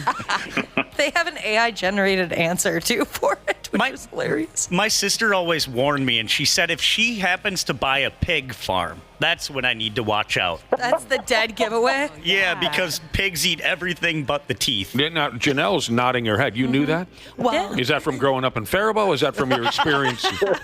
My extensive experience on pig farms? No, I have covered cases, though, where they've investigated farmers or people that had animals like that. And do you guys remember during COVID, that Tiger King show? Yep. There was a lot of speculation about that woman and that she fed her husband to a tiger. I couldn't make it through that. Andrew DePaola, did you watch Tiger King? Oh, yeah. Did you make it through the duration? I had to quit with a few episodes left because I just could not stand Charlie Tiger, whatever that guy's name was. I couldn't stand him anymore. It was just so entertaining. I didn't know what was going to happen in the next episode. It was You never know. I had to give up. What was his name? Bingo the Tiger Lover. The main guy? Yeah. Exotic Joe. Yeah, I couldn't handle him anymore. The other guy with the harem, I thought, was almost more annoying. The guy with his rival tiger guy. Yeah, I hated that guy. I don't recall him. Yeah, he had the flat-brimmed hats and he had the bedazzled jeans and everything. Stupid hats. Boy, it's been so long, I don't recall him at all. I blocked that out of my head completely. We even talked to the lady who got her arm ripped off by a tiger. Oh, yeah. She worked for Joe Exotic. Yeah. You guys talked to her? Yeah. Yeah. Oh, my God. Where was I? I don't know. I would have covering a trial. Yeah, exactly. Yeah. Right. Our listeners are all very excited to have you back, Janelle. They're texting in. That's really nice. I missed you guys an awful lot, so We I'm did glad too. to be back. What's your deal, Depot? How you doing? How's the arm, the hand? I forgot what was bothering you. Hand. We're getting there. We're good. We're we're good enough, I should say. We're hitting some benchmarks, and hopefully we can get the all clear for this weekend. Oh, even this weekend. That's awesome. Are you going to say hi to your old pal, Kirk Cousins? Yeah, I'm going to say hi to him. Get a chance to talk to him? I haven't talked to him this week, but, I'll say hi to him before the game, hopefully catch up a little bit. Right on. So there is a chance you'll play Sunday when Cousins and his club, the Atlanta Falcons, come to town. So what are you waiting on, a phone call? You got to go to the doctor one more time today? How does it work?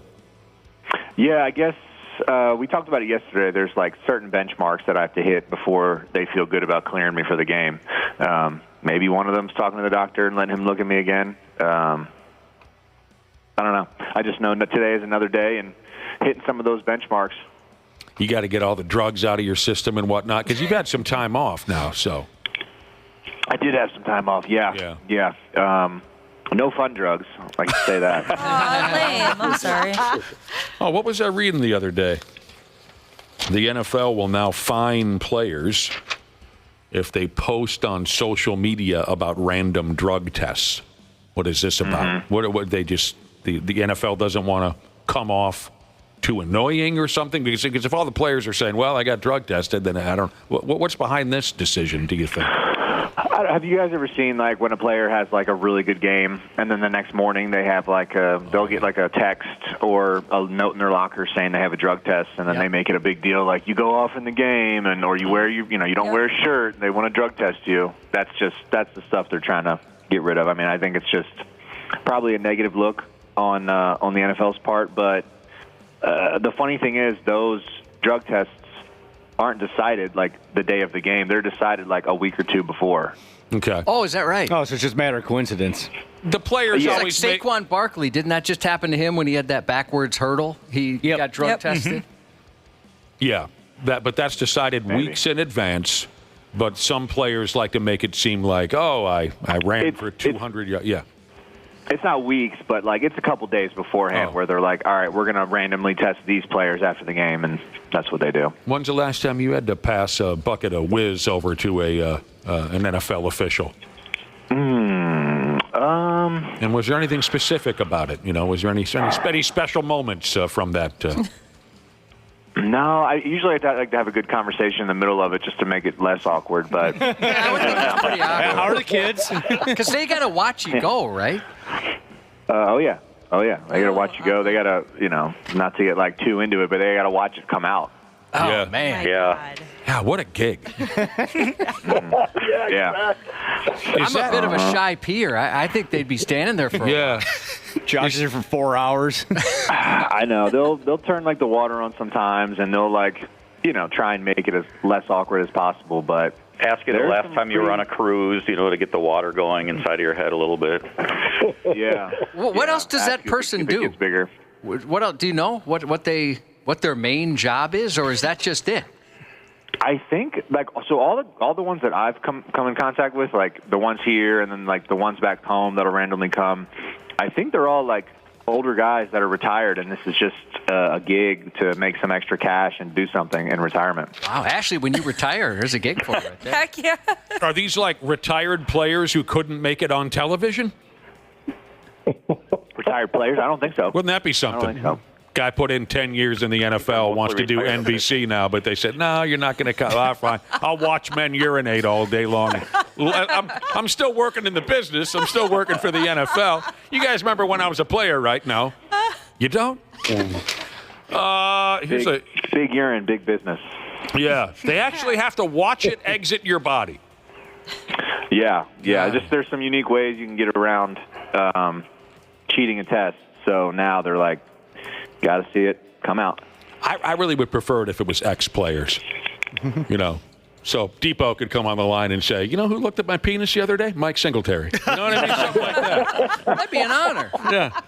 Mike Singletary, the guy who played for the Bears? Yeah. The guy with the big eyes? Yeah. Well, you should see how big I made his eyes when I hauled it out for him. Who's the most famous person that's seen your penis? Yeah.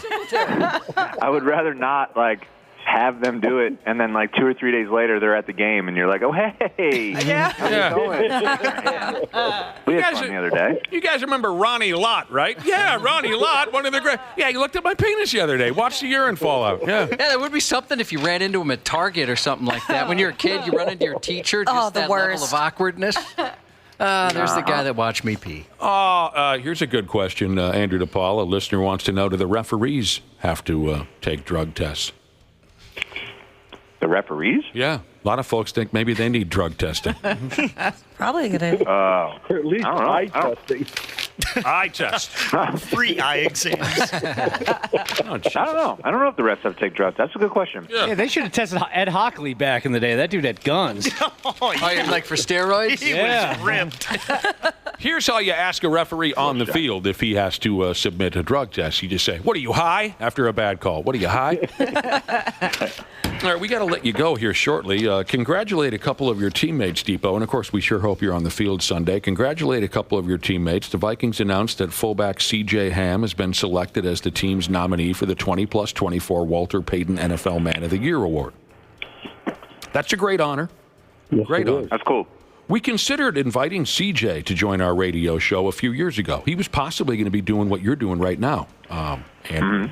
But as nice a guy as C.J. Ham obviously is, we were looking for more of a bad boy type character. I feel that.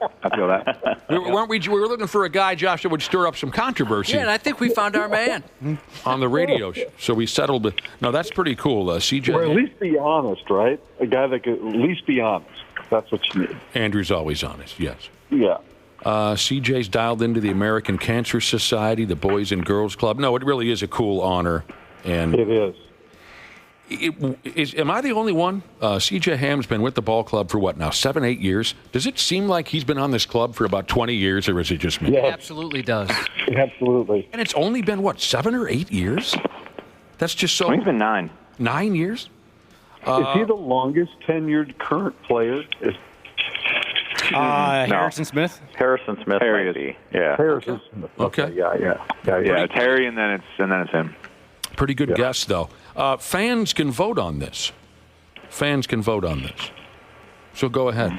Help CJ out. And your outside linebacker, Jonathan Grenard, was named the NFC Defensive Player of the Month for November. At least it wasn't Van Ginkel. That's the way I feel. What's wrong with Van Ginkel? You guys know I got a problem with that guy. You shouldn't. Grenard was named the NFC Defensive. He had a great month in November. So there you go. Tell those boys we said hello and congratulations, Andrew DePaola. And good luck on the Pro Bowl voting. Oh, yeah. Thank you. Yep, that's open now. So if anyone, feel free to go on NFL.com or Vikings.com /Pro Bowl. And I don't know, if you see me, maybe give me a click and a submit. maybe.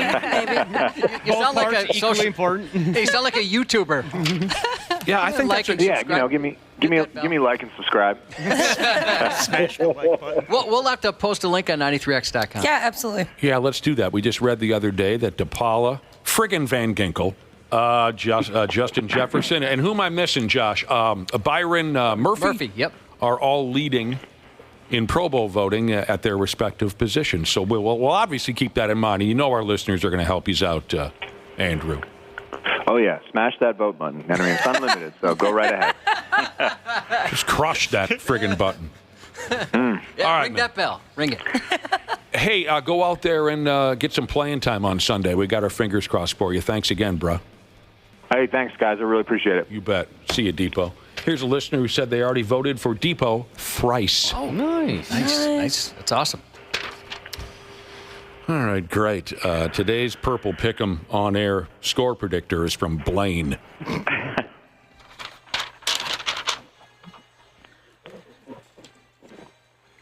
Everyone's going to have to slow down their delivery a little bit. Did you hear that, Randy Shaver? Blaine. I know I heard it, and I'm trying to slow down. Yeah. Well, maybe they won't be able to count past 20. Today's Purple Pick'em. Yeah, expect a low score prediction. I don't know, 19-19.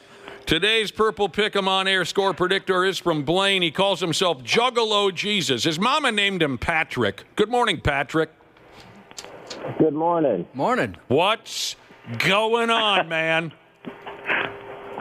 Just super excited to be on here with you guys. Thanks so much. Been a huge fan for many years. Wow, we appreciate that a hell of a lot.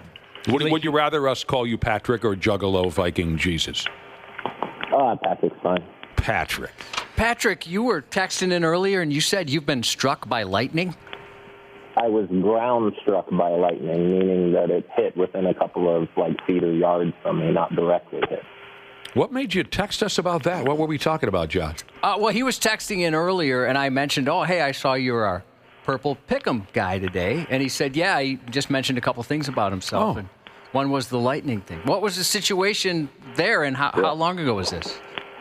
Sure. That was when I was 15, living in Idaho, and way up in the mountains. We lived in a log cabin. Those are my grandpa stories. Lived out in the mountain, walked to school, uphill both ways in the snow, all that fun stuff. So this was summertime, but I was at a neighbor's house burning some brush for them. It was a beautiful day. I was just wearing shorts. And, storm rolled in really quickly and started raining. So then I went inside the cabin for a minute, and then I was like, oh, crap, I forgot my dog. So I ran back outside, started yelling his name, and it was just, coming down like nobody's business. So I was soaked within 30 seconds. And then, the lightning hit. I didn't see it, but obviously heard it and kind of did like a cringe, Shaggy cringing, and like pulled one foot off of the ground, and I could see like a spark from my toe to the ground where I had like disconnected myself. Oh my God! This is no joke. So then, immediately my temperature dropped in my body. I was disoriented. My ears popped. I really couldn't hear anything. And so I kind of dazedly looked around, and I saw the neighbor, and she was yelling and waving and screaming at me to come inside. So she must have seen it.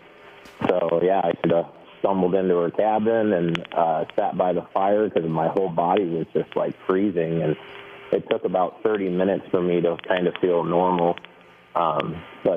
Nothing long-term damage other than, craziness, and I break computers very easily. You break computers. Do you think the lightning strike had anything to do with your choice to move to Blaine when you came to Minnesota? I was going to say, it makes sense. You live in a log cabin in Idaho. You come to Minnesota. What town am I going to choose? Blaine. Yeah. Well, you're lucky to be alive, son. Yeah, I am. I've been in 4 car accidents, too, and 2 of those were almost fatal. So, I've been to death a couple times. Well, this will likely be the last time we talk to you then. That's right. Patrick here, he already won a $25 gift card to Dickey's Barbecue Pit of Egan by getting involved in our Purple Pick'em gimmick. How'd that work out for you, Patrick? I plan on using it this Sunday to go watch the game. There you go. Perfect. We need some predictions for you. So, we need a halftime prediction and a final score prediction. If you get one or the other correct, you'll win $1,000. But if somehow you get both of them right, you'll win $100,000 and a trip to that big stinking ball game at the end of the season. Purple Pick'em, brought to you by Xfinity Mobile. Letter Buck, son. What about that halftime score? All right, halftime, I got Minnesota 17, Atlanta 7. Mm-hmm. And my end will be Minnesota 26, Atlanta 13. Okay. I like it. Sounds great. And Patrick, watch yourself, will you? Yeah, geez. Yeah. Careful. Yeah. You better watch yourself. Got to get a big whoop whoop out there for everybody in the Juggalo world. So thank you. You're sending out a whoop whoop? Yes. Yeah. We don't allow that kind of thing. We don't allow that kind of thing on our. Okay. No, Patrick. Wapple didn't tell me about that. He just said not to say other things. It's been wonderful to talk to you. Thank you for the comments you made earlier about being a longtime listener. We appreciate it a lot. Yeah. As soon as I hit the state, I started programming radio stations, and 93X came up, and I've always worked mornings, so you guys have always been on, and got to see you two at, 2018 Toys for Tatas, and then I think I met Wapple last year when he was up here, Blaine Brook Bowl, doing something. So, the lightning strike has made you a little long-winded. Yeah, my apologies. Yeah. I'm kidding with you, Patrick. I'll keep you on the phone all day. You want to hang around all day on the phone? I got till 9 at least, but then I got some stuff to do. You're the best in the business. You're my favorite. And a whoop whoop is that's the word today. Whoop whoop. That's right, whoop whoop. So long, pimp. All right, take care. See you, Patrick. I like that guy. Well, who doesn't like Patrick? Giving him a complex now. He won't say a word the rest of the day. Yeah. He's saying some wonderful things, and that's how he's treated. Whoop, whoop. I got in the car, only had about a half tank of gas, so I stopped by, put some gas in. Had to wait in line. Yeah. And my mom called. I was like, yeah, what do you want, Mom? And she said, well, I left the trash cans out at the end of the driveway. Can you stop by and get that? I said, yeah. And then I went to see Wapple. He was at Home Depot. He was doing a wild gig. The Detroit Lions will never lose another ball game. That may happen. They might not lose again this year. Gosh, I wanted them to lose so bad. We're just saying a lot because I hate the Packers, but... I never saw it, last night's ball game. Never saw it. But I heard a lot of folks say, oh, God, it was this all-time great. And it was a good really game, yeah. The Lions were lucky to get out of that game with it. Well, Dan Campbell has a massive set of marbles. I mean, seriously. And he deserves a lot. He deserves a lot of credit. There's not many coaches that would have gone for that last fourth down, although I do believe it was the right call. Because, I mean, if you just kick the field goal there and give the ball back to Green Bay with too much time. Well, yeah, and Detroit's secondary was depleted last night. They were giving up points, they were giving up yards, so it was the right call, but not many coaches would have done it. That is the only issue about Detroit right now that people say, okay, they're definitely a Super Bowl contending team, but their defense, their secondary, a lot of injuries, is in trouble. Yep. But they keep finding ways to win ball games, just like the Chiefs. Well, they outscore you. That's basically what they do. Onions, Josh calls them. That's what Dan Campbell's got swinging around. He does. And Josh has them, Boy, too. I guess. All right, what else is going on? Oh, before the ball game, this is a fun video. Before the ball game last night, Packers head coach Matty LaFleur, who, by God, he looks a lot like your brother, Josh. I know. He does. Packers head coach Matty LaFleur, he had a Lions fan get all fresh with him on the field before the ball game. Weird. Starting trouble. Now, tell me this, Cubby. This fan on the field before the ball game, wearing his Lions jersey, was he part of the crowd that was holding the flag for the national anthem? Is that why he was out there? Well, that's what I was wondering, if he snuck out there or how that happened. Because there were multiple other fans on the field. They hold the flag. A lot of them were wearing jerseys. Yep. So this guy just said, okay, you guys hang on to that flag. I got to F-bomb the Packers coach real quick. That's what I wondered the same thing. Like if he just kind of walked out there with them or if he was officially a part of it. Because the video's fun.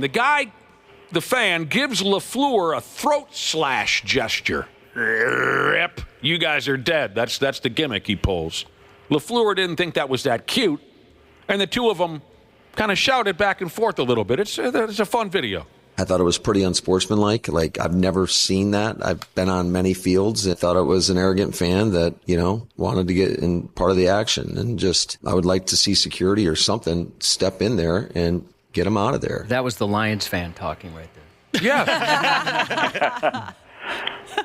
Watch that one if you get a chance. Must have been fun for that Lions fan. Heck yeah, I bet. I would have loved that when I was a younger person. Get on the field and get a chance to, call the opposite team's coach a dickhead, F-bomb him once or twice. Get in his head a little bit? What are you looking at, tough guy? That kind of a thing. What current coach would you like to do that to the most? I'm so bad with current coaches.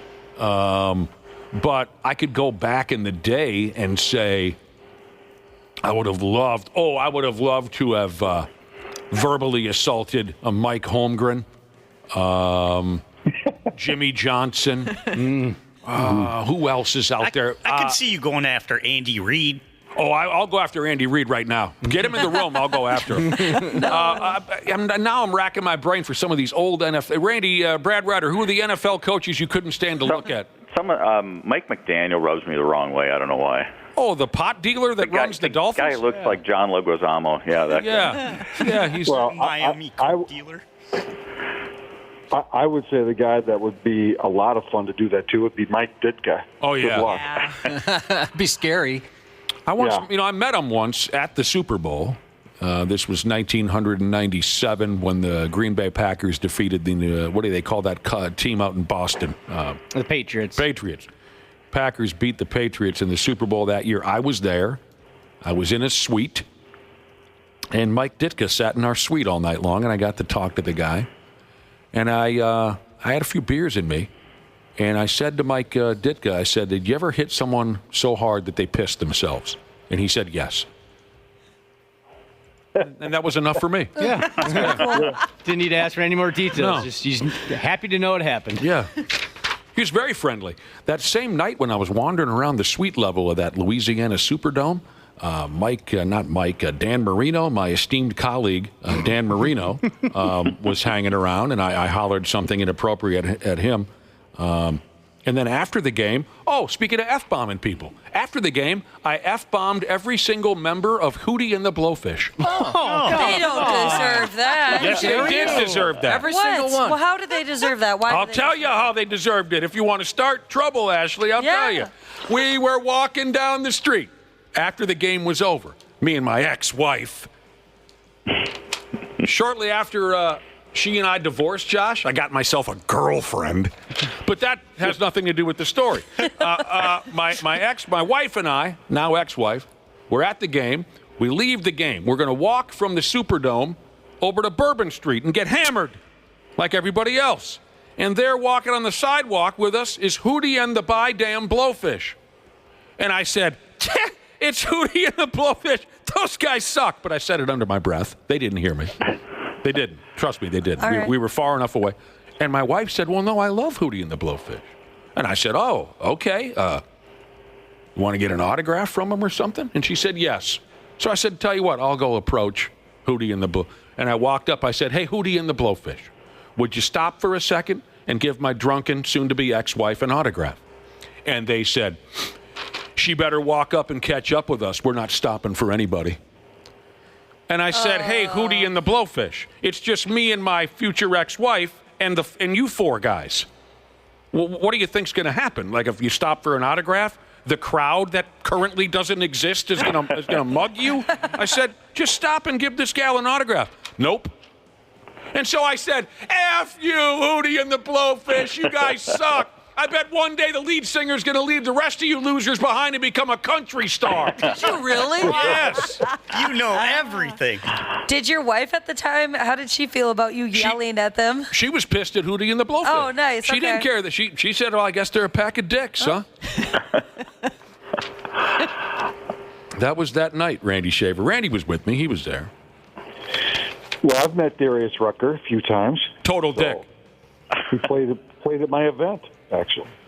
Was he a dick? No, he was great. Oh. Fabulous. Very nice. Yeah, okay.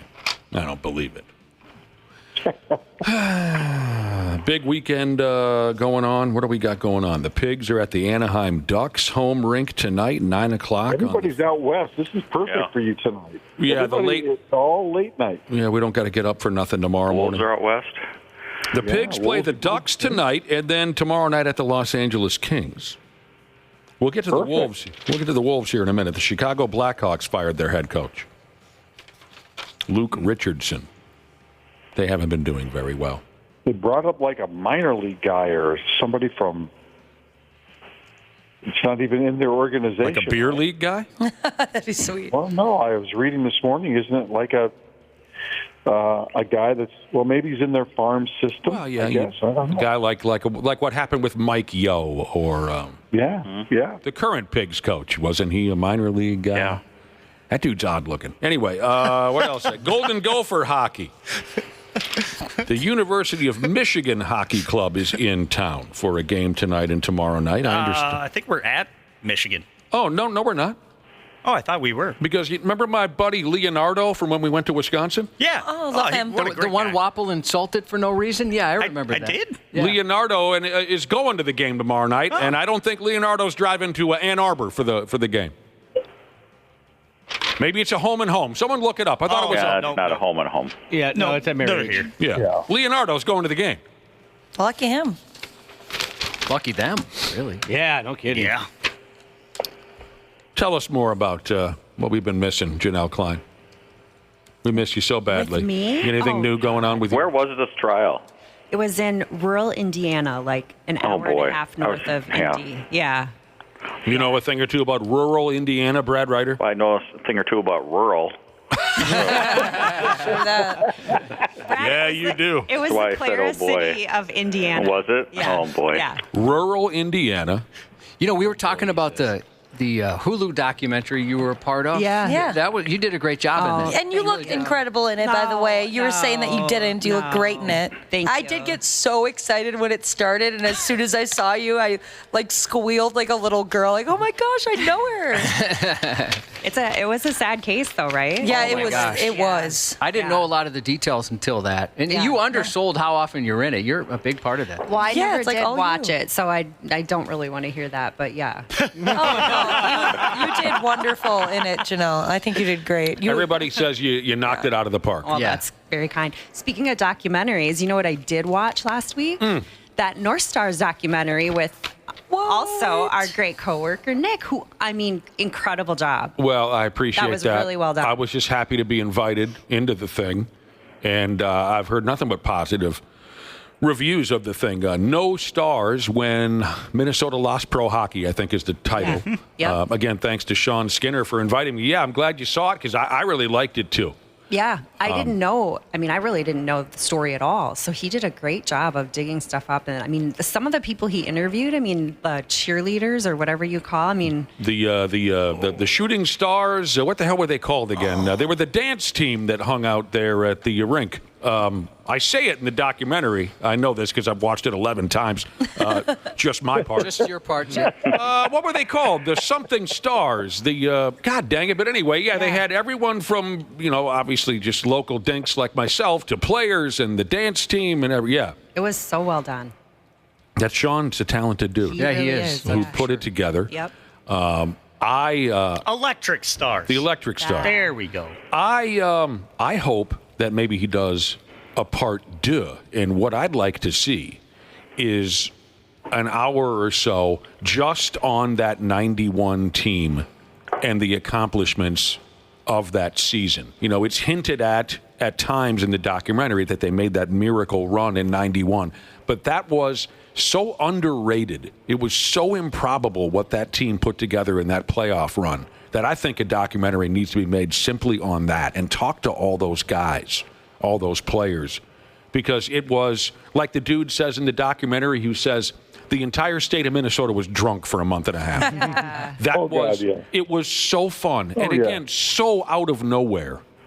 And it was such a phenomenal year, period, in sports in Minnesota. Mm-hmm. It's what made it such, it took it just to a whole different level. With everything that was going on. We hosted the Super Bowl that year. We hosted the Final Four that year. The Twins won the World Series that year. The U.S. Open was here. It was a really wild year. Of all those different events, I think the North Stars run, it was just the time of my life. Yeah. We were 19 years old. Absolutely out of control. Don't get me wrong. The Twins run in 91. We also drank and partied our asses off, but it wasn't comparable to how hard we hit it during the 91 North Stars run. It was, like I said in the documentary, it was friggin' lawless. And if I could do it all over again, oh my God. I'd probably end up getting killed if I tried it. I would love to see a documentary just on that 91 team. Janelle, back to your documentary. Do you remember the name? A lot of people are asking. I just searched for it on Hulu, and it's the first one that came up, from this year. Yeah, I don't. The case is in Delphi, Indiana. So if you put that in, I don't know what the name or what the actual title is. Who is the Delphi killer? That could be. Yeah, I don't remember. I'm sorry, but it popped up right away. It was like the first thing. There's probably only one. There's another one on there called Down the Hill. It's not that one. It's not the Down the Hill one. It's the other one. Well, I'll have to find that myself. Population 2,997. That's a metropolis compared to Clare City. I love that you looked it up. What does Clare City have, Brad? About 1,500. Well, oh, okay. Yeah, 14. I'll have to check that out. Everyone says you were the rock star of that operation. You really Janelle. don't have to, Nick. What? No. You're going to want to see it. You can go ahead and just bypass that. What if my friggin' wife wants to watch it? Well, anything for her. Because she likes you a lot. I really like her a lot. Nobody likes her a lot. I like her a lot. Good God. Timberwolves in San Francisco all weekend to play the miserable Golden State Warriors tonight and Sunday. Not once, but twice. This is going to suck. Hate the Golden State. Not once, but twice. I know. I know. You're not looking forward to that either, Randy Shaver. You still got a brain in your head. Nobody enjoys watching the Golden State friggin' Warriors. Make me sick. Let's talk more about Janel's documentary. Oh, my God. Do you smile a lot? I mean, I'm getting, like, uncomfortable now. Can we? What? I'm so embarrassed. You look so professional. Yeah. I mean. How do you do that? Yeah, what's that like? You two look so professional. What's it like, Janel? What is it like to feel embarrassed when talking about yourself? It's just not my favorite topic. Well, now I'm looking up the city online here. Did you stay at the Best Western Plus or the DoubleTree by Hilton? There's only 2 hotels in the whole city. Brad Ryder. Or did they rent you a house? You were there so long. No, we stayed in a hotel, but I ate a lot of meals out of the local gas station. I can tell you that. I mean, there's really what do you do in a town that size? I'd rent a lot of porno movies. Brad Ryder, it just as a broken red neon sign that just blinked motel over and over and over again. The sign also advertised that they had HBO and air conditioning. There's 4 places that popped up. The 2 I mentioned, and then there's a Drury Inn and Suites, and then there's something called Sycamore Springs Farm. Oh, I'd stay there. That sounds lovely. You wake up with your pants on backwards if you stay at the Sycamore. That's where you get fed to pigs. Who's the Delphi Killer is what it's called. Who's the Delphi Killer? All right. Well, we're happy to have Jungle Jane back, and she's not leaving yet, but we're going to throw Brad and Randy out of here. You guys have a terrific weekend. Randy, get back home safely from Florida. You bet. And now, Brad, would you do us a favor? You go to Florida now. All right. We'll talk to you guys on Monday. Okay. More with Jungle Jane when we come back. There's a douchiness to them. The 93X Half-Assed Morning Show. Standard Heating and Air Conditioning wants to wish you a happy holiday season and wants to let you know that Standard Heating is ready if you face a heating emergency. Their expert team is available through the holidays to make sure you stay warm and safe, no matter what. Become a Smart Club member so that you'll have peace of mind knowing that you're covered for the upcoming winter season. For more info or 24/7 emergency heating services, call 612-824-2656. Comfort you deserve since 1930. Hear that? That's the sound of saving money with Easy Pass. Free transponders plus lower tolls make Easy Pass the perfect holiday gift. Visit driveeasymd.com to get yours today.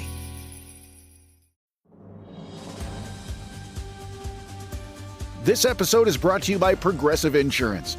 Fiscally responsible, financial geniuses, monetary magicians. These are the things people say about drivers who switch their car insurance to Progressive and save hundreds. Visit Progressive.com to see if you could save. Progressive Casualty Insurance Company and Affiliates. Potential savings will vary. Not available in all states or situations.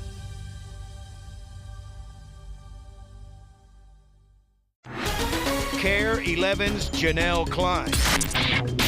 This is the 93X Half-Assed Morning Show. Yeah, Janel Klein is here with us, live in studio. Welcome back to the 93X Half-Assed Morning Show. She's a Friday. I'd love to just sit and talk more about Janel, but she doesn't like that subject so much. You said earlier it's your least favorite subject. It's her least favorite subject. For sure. It's just been so long. It has been such a long time. I know.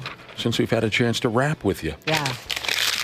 Are you dialed into this AC/DC show that's coming to town? I'm not, but No? please fill me in. All right, cool. Cool. Right now on the Luther Bloomington Kia text line, text LIP, L-I-P, to 651-989-9393 for a chance to win tickets to 93X Presents AC/DC with the Pretty Reckless coming up in April at the new Metrodome, otherwise known as the U.S. Bank Stadium. Thursday, April 10th. Tickets are on sale today at noon. That'll be a goat rodeo. Head to 93x.com. Click on the concert link if you want to know any more about the show. And we thank the folks at Jam Productions for providing the prize. And the word, again, is LIP. Number is 651-989-9393. It might be their last time coming through town, Janel Klein. I was just thinking that, like, God, I can't believe they're still playing. But that'd be a great show. Oh, definitely. They're not kids anymore. No. What's your favorite AC/DC song? That's a very difficult question. Very difficult question. How much time you got? Yeah. God help us. I mean, for many, many years, it was a song called If You Want Blood, You Got It. And it's not as if I still don't love that song, but then I started to open my mind a little bit. I mean, there's so many great songs that band made going all the way back to 1970 this or that. So I don't know if I could even answer that question. Are you into AC/DC at all? I don't know. I mean, no more than anything else. It's just they have been around, like you guys are saying, for so long. There's just so many good songs, right? What would your favorite be? Oh, I don't know if I can answer that because I don't even know all their music. I'm sure I just know the basics, like everything, but they're just... And there's so many different reasons to like an AC/DC song. Maybe you just love it because of the intro, maybe the solo, maybe the lyrics, maybe the. That's kind of how I am. I like that. Mine are pretty generic. But. Fly on the Wall, that's another one that comes to mind. The intro to Fly on the Wall just cracks your ribs, and it happens every time. But I'll go on for hours about this subject, and we don't need that. Are you still dreaming about Cincinnati Bengals quarterback Joe Burrow? I mean, I haven't been able to pay as much attention to him this season, but I'm going to try to make up for lost time. Playing a little hard to get? Yeah. You'll likely meet him someday because of you're a powerful television personality. You got to talk to him about his friggin' clothes. Yeah, it's really terrible, isn't it, Josh? Have you seen the clothes? Yeah, this guy? it's silly. Yeah. I remember, not that I have room to talk, but it's a little silly. Yeah, I remember us at one point. Was that this summer? And he was in this fashion show, and he had like the open back suit. And there's been some. It's so bad. That was really bad. Yeah. I've liked all of his outfits. Even the open back suit. Yeah, I thought that looked good. Oh, that's because of who he is. If you and I were shooting pool at a beer hall one night, a guy walks in dressed like Joe Burrow, the first things out of your mouth would be, "Look at this douchebag." Don't tell me I'm wrong on that. Unless he's as hot as Joe Burrow. So when you're that good looking, you can wear just about anything. Is he really that good looking, or is he just because he's an NFL quarterback good looking? No, I think he's really good looking. But it took like a huge dip when he did that stupid thing to his hair. Then whatever he was wearing. What did he do to his hair ugly. again? He did the Eminem thing. Yeah, whenever he did that, then I was like, oh yeah, his outfits are ugly. But it's funny how that works. Is that what his hair still looks like? I was just trying to figure that out. I haven't seen a picture of him in a while. Is it back to the OG, or does he still have blonde in it, Wobble? He's still got blonde in it. Here's the reason why I brought him up, Janelle. He recently bought. Apparently, he bought the Batmobile. $3 million. He has too much money. You mean like the one that was in the movie? I don't know. I was hoping someone could tell me that. The article I read, and it was a few days ago, so maybe there's more information at this point, but they didn't say which one. They said it was undetermined. Well, the story that came out recently is a company was remaking 10 of the Batmobiles from The Dark Knight. They're making 10 of them, selling them for $3.8 million. So that's what I'm guessing it was. Oh, the Tumbler? The Tumbler one, yeah. Oh, dude. Jesus balls. I was picturing the one that Adam West drove. That's what I pictured, too, yeah. So you're talking about the current Bat. Right. Would you allow Joe Burrow to pick you up and take you to Hardee's in the Batmobile? Hardee's? Yeah. Yes. Did you get it yet, though? I don't get it for like a year, but I bought it. I think I got to go all in and go for like the expensive bat suit. The suit and all? What if I wore it to every game? I just wore the full bat suit, Batmobile every game. What is that, Joe Burrow talking about buying the Batmobile? Yeah. Mm-hmm. You said $3 million? It's $2.9 million. He doesn't get it for a year? No, they haven't gotten into production yet. All right. That's crazy. If he doesn't wear the Batman suit at least once, I'm going to be disappointed. All right. Oh, Joe Burrow. You two, I think, were meant to be, Janel Klein, the two of you. You'd make a really cute couple. Yeah, you would. Oh, yeah. Very. I mean, so Ashley says he's good looking. I don't even really think he's good looking. Yeah. You just like his, his swagger. There's something. Swag. He's just got that energy. He's got Big D energy. I know what energy you're talking about. All right. Ashley found something kind of interesting here. An interesting question, I guess, that was going around on that godless, soulless, evil social media. It's a tough question, though, because I'm not sure how many of us have had this type of experience. I have, and I think it's a pretty interesting story.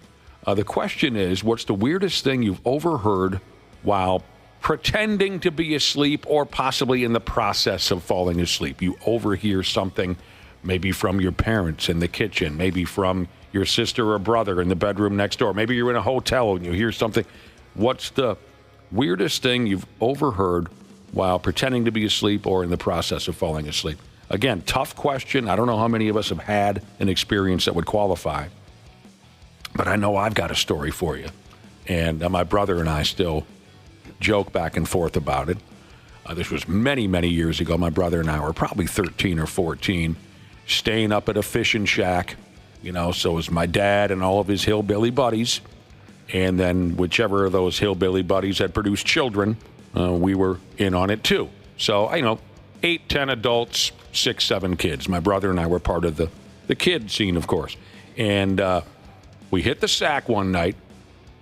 And, of course, my dad and his buddies stay up drinking beer in the kitchen of this fishing shack. And my brother and I were the only ones awake. And we overheard my dad's best friend at the time talk about the time that he killed a guy.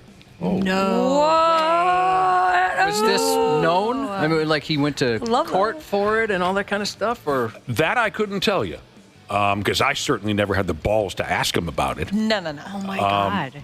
I love that drama. So his friend, let's call him Dahmer. Let's call him Dahmer, just for fun. Dahmer was telling this story to some boys who hadn't heard it yet. My dad was aware of this. So Dahmer was telling these other older cats, yeah, look, one night I killed a guy. And my brother and I still remember, that slow turn of the head where we looked at each other, and we loved this guy, and I still love him to this day. I do. But it's a true story that one night he had to kill a guy. You got to kill a guy. I mean, I still remember the line. I still remember exactly what he said. You don't expect to friggin' hear that from your dad's best friend. The line he said was, blankety, blankety, blank. He tells the story. And I specifically remember how he closed the story out. He said, the effer died. Okay, so was he super drunk when he did this, or was it like, I need to like talk about this to ease my conscience? I don't know. I wish I could remember why or how it came up, but it just came up. And do you remember the method by which yes, I do. Did it? But yes, you probably can't get into it. I suppose I can. It was a bar fight. And they beat the living hell out of each other, and one guy died and one guy didn't. Did he die at the bar? I don't think so, but again, it was a long time ago. I didn't hear all the details, but that's all I needed to hear. Next time you see my brother, just walk up into his ear, just whisper, the effer died. And he'll remember maybe he remembers more than I do.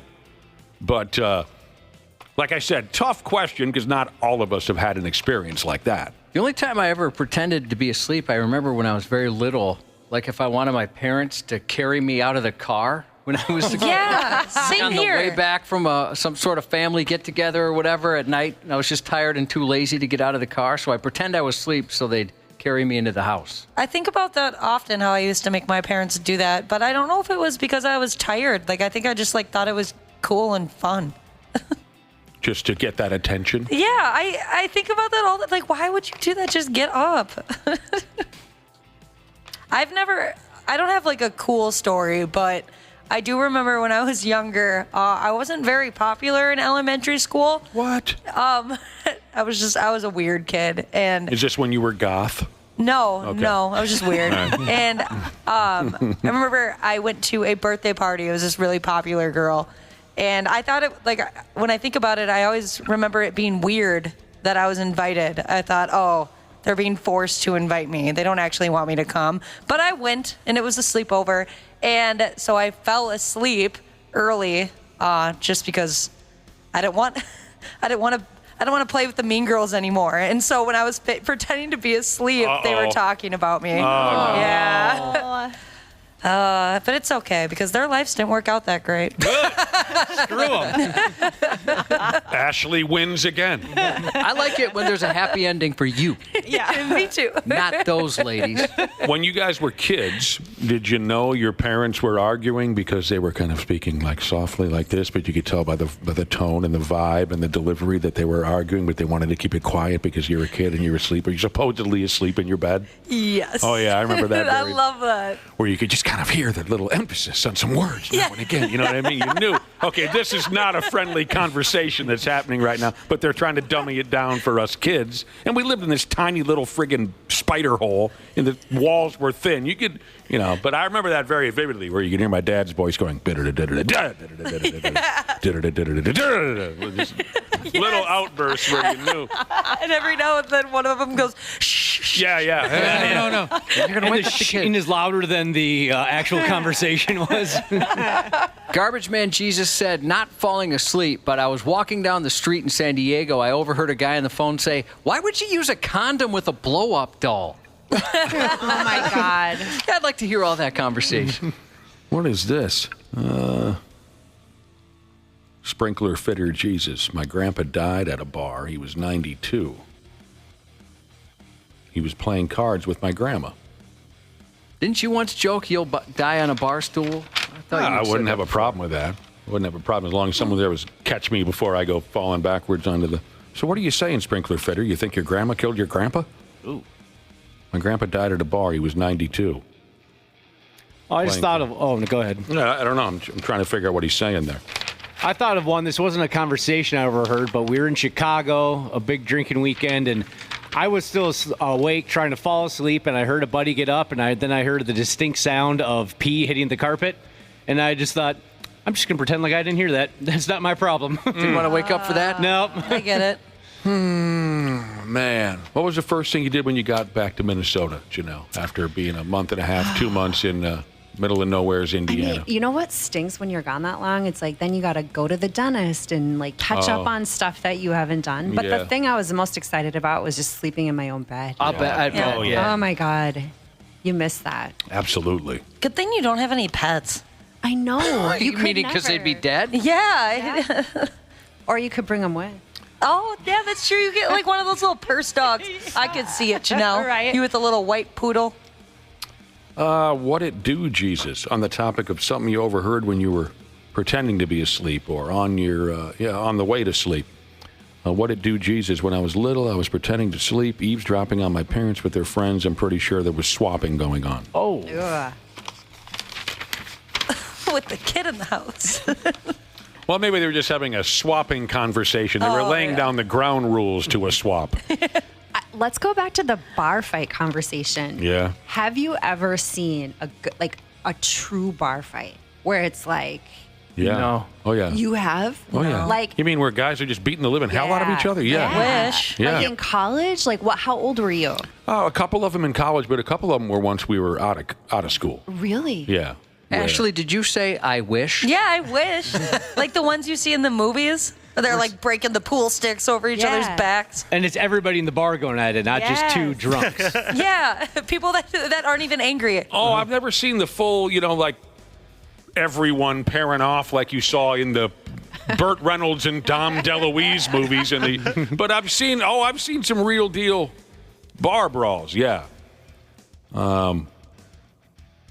Doesn't always end well. I was just going to say, like, to the point where someone's passed out, like, on the ground, or was it more like, they threw a couple punches and then everybody, like, dispersed, or what happened? Well, I mean, there's one I'm thinking of in particular where we were in a small town. Yep. Me and some pals were in a small town at a little roadhouse. Mm-hmm. And the locals thought we walked in with a little bit too much of that 612 dripping off of us. I bet you did. The hell you guys think you are?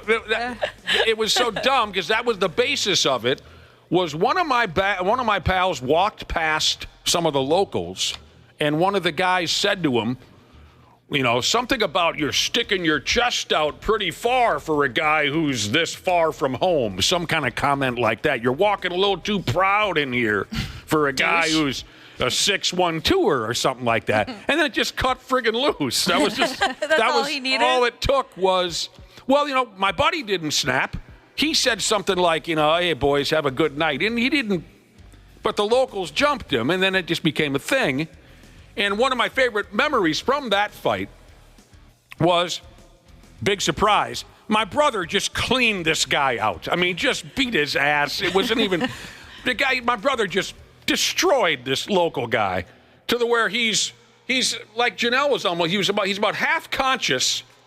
And now he's sitting on his ass with his back up against a wall. After my brother just... What town was this? I'm not naming the friggin' town because I don't want the locals to come. Yeah, to come after you. My brother cleans this guy out. The guy's sitting on the floor with his back up against the wall. And then one of my friends punches that guy in the face some more. You see what I'm saying? Yeah. I mean, and I know I was guilty of that once. I told the story once where I hit a guy who was complete. But I grabbed my buddy and I said, well, what are you going after this guy for? He's asleep. But anyway, yeah. I think I've told this story before, but when I was a young reporter just starting out in Grand Forks, North Dakota, I mean, obviously most of what we covered was just small towns, right? So like every morning I would go in and the first thing I had to do was call the sheriff's office in every county that was in our area. And then we would get like a press release. So, I mean, there were a lot of crazy incidents and almost all of them happened in a bar. But the one that stands out to me, I've probably told this story before, is that we got a press release one morning. I wish I could remember what town it was. I think it was Pennington County, so maybe like Thief River Falls. And there was a bar fight, and one guy bit the other guy's nose off. And they were looking for the nose on the floor of the bar. Come on. No, it's true. Looking for a nose. No, I believe you. I'm just saying that's not right to have to look for a guy's. Oh. Can you imagine? You roll into the ER and you're carrying your nose. I can't imagine being in a fight and somebody goes to bite my nose. Right? What are you doing? Grand Forks sounds like the type of town where you could throw hands if you want to at a neighborhood bar. Yeah. Right? Probably. I mean, I've been there a few times, and it's always struck me as the type of joint where you better watch it if you're not a local. You know what? Speaking of that, so I think this happened after I was gone, but there's a famous case that, speaking of true crime, I think was on one of those shows like Dateline or something, where it was a Halloween party where these people like all dressed up and they were on like a party bus, doing the tour. And this was in Grand Forks, and somebody started a fight and punched another guy, and the guy ended up dying, and they still don't know who did it because they were all in costume. Oh. It's a really weird case. That's crazy. But it's kind of like what you're talking about, like kind of like your dad's friend. That was, still to this day, it's just the craziest story I ever heard. Craziest story I ever heard. And again, he was a wonderful guy. I believe, to go back to the story about my dad's buddy, who got in a bar fight and one guy died, he was a pool hustler. That was part of how it started. Yeah. Yeah, that'll start a lot of fights. And I know I've told this story before, but just one more story on the topic of fights. When we were young guys in our early 20s, my brother and I didn't get along that well for a while because of all the fighting. Either he and I would fight or he would fight. I just got tired of it. So one night I was at the bar, and I watched my brother walk in. He doesn't know I'm there. We were trying to stay away from each other. My brother walks in the bar, and I could tell he already had a case of beer in him. And when he got enough beer in him, he looked for trouble. So here I watch my brother walk in the bar. I could tell he's loaded. And he starts mouthing off to everybody, walking by this guy. He's starting trouble with whoever he crosses paths with in the bar. And I'm watching this from a distance. I'm going, Jesus Christ, here we go again. So he pisses off enough people in the bar to where there's like a crowd gathering to kick his ass, right? My brother notices me and walks over. I hadn't talked to him in like 2 months. My brother walks over to the bar and over to me and he says, well, looks like we're going to have to fight our way out of here. And I said, we? What's this we crap? Now I'm your bro. Now we're friends again because you need someone to help you fight your way out of it. I said, get the hell out of here. No, man. Looks like we're going to have to fight our way out of here. Don't include me in this crap. It's just out of control. KARE 11's Janel Klein. This is the 93X Half-Assed Morning Show. Yeah, we got to shut this nightmare down here in a couple of minutes. But I just thought of something. Janel here in studio. Wonderful to have Janel back. We were talking about bar fights and bar violence because that's Janel's background. And she's 10-0. What's the word I'm looking for? Coincidentally, tonight is our company Christmas party. And one of the most television or movie style fights I ever saw. You were asking, have you ever seen a real deal or been involved in a real deal bar fight? Yes. Mm-hmm. One of the most television or made-for-movie type moments I've ever seen at a bar was our company Christmas party a few years ago, Josh, when that former employee had a beer bottle broken over the top of his head. I missed so that. jealous. I missed it by like 10 minutes. I was in the front row for it, and I friggin' loved it. Now, he had it coming. He did have it coming. I had no idea that was going to happen or he was going to get in a fight, but he was difficult to deal with that night, and I missed it by about 10 minutes. I thought you were messing with me. No, it was beautiful. He had it coming, and let me tell you something. It's ridiculous in the movies and television when a guy takes a beer bottle over the top of his head and doesn't bleed profusely and come near death right there on the spot, because this dude almost got killed. He was acting like a complete jackass at our company Christmas party. Everybody hated the guy. He was a jackass. And at the Christmas party, he always was. Yes, he was. And he was acting that way at this particular Christmas party.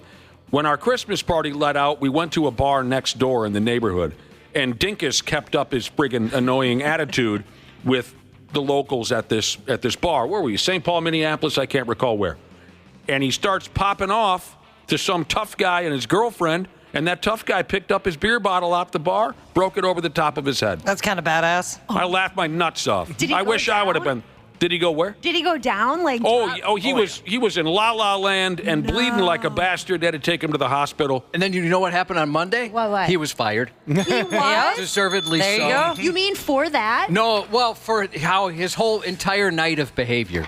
Yeah. Oh, Yeah. man. That was awesome. Didn't you guys go to an Impaler show afterwards, too? We were at an Impaler show. Yeah, okay, that's what it was. An Impaler was like, "What's up? You know, what happened over there?" I said, "I don't know. You know, you guys are Impaler. You're used to seeing blood all over the place, you know." Did you know this about the band Impaler? They send us a Christmas card, an evil Christmas card every year. That's how we know it's the holiday season. Well, how nice of them. They're a great group of guys. They haven't forgotten Nick in what? 25 years. Yes, they're every year. We're as big they're of really fans. awesome. We're big fans of theirs, and Super I cool. would love to take Janelle to an Impaler show. I'm in. 2025 resolution. I would love to see you at an Impaler show. Oh, I don't want to see Janelle there. I want to see Stephanie Luce there. Oh, there you go. Janelle, thanks for everything. We got to go. Sounds good. Thank you. Welcome back. Thank you. So good to be here. Jacob texted in a shout out to Town and County Granite. I'm sorry, I don't know who sent this, but they wanted to wish their daughter a happy birthday as she turns the big 01 today. Happy 16th birthday to Ethan from Yo Mama. Happy birthday to Auto Parts Slinging Jesus. What just happened, Janelle? What happened? Janelle had a drinking accident. I was drinking and I started to laugh at Josh. What the hell? Did you choke on it a little? I thought you just drank wrong. It's her first day back, and Josh killed her. Oh, my gosh. And then, well, let's see if you like this one. This one's for you, Janelle. Happy Sunday birthday to Butt Snorkeler Jesus. Hopefully we'll see you back on Monday. The 93X Half-Assed Morning Show. 93. The 93X Half-Assed Morning Show podcast is sponsored by Standard Heating and Air Conditioning. New episodes drop each weekday. If your podcast platform has ratings, go ahead and give us 5 stars and maybe give our enemies 1. Thanks, and here's a word from our sponsor. Standard Heating and Air Conditioning wants to wish you a happy holiday season and wants to let you know that Standard Heating is ready if you face a heating emergency. Their expert team is available through the holidays to make sure you stay warm and safe, no matter what. Become a Smart Club member so that you'll have peace of mind knowing that you're covered for the upcoming winter season. For more info or 24/7 emergency heating services, call 612-824-2656. Comfort you deserve since 1930.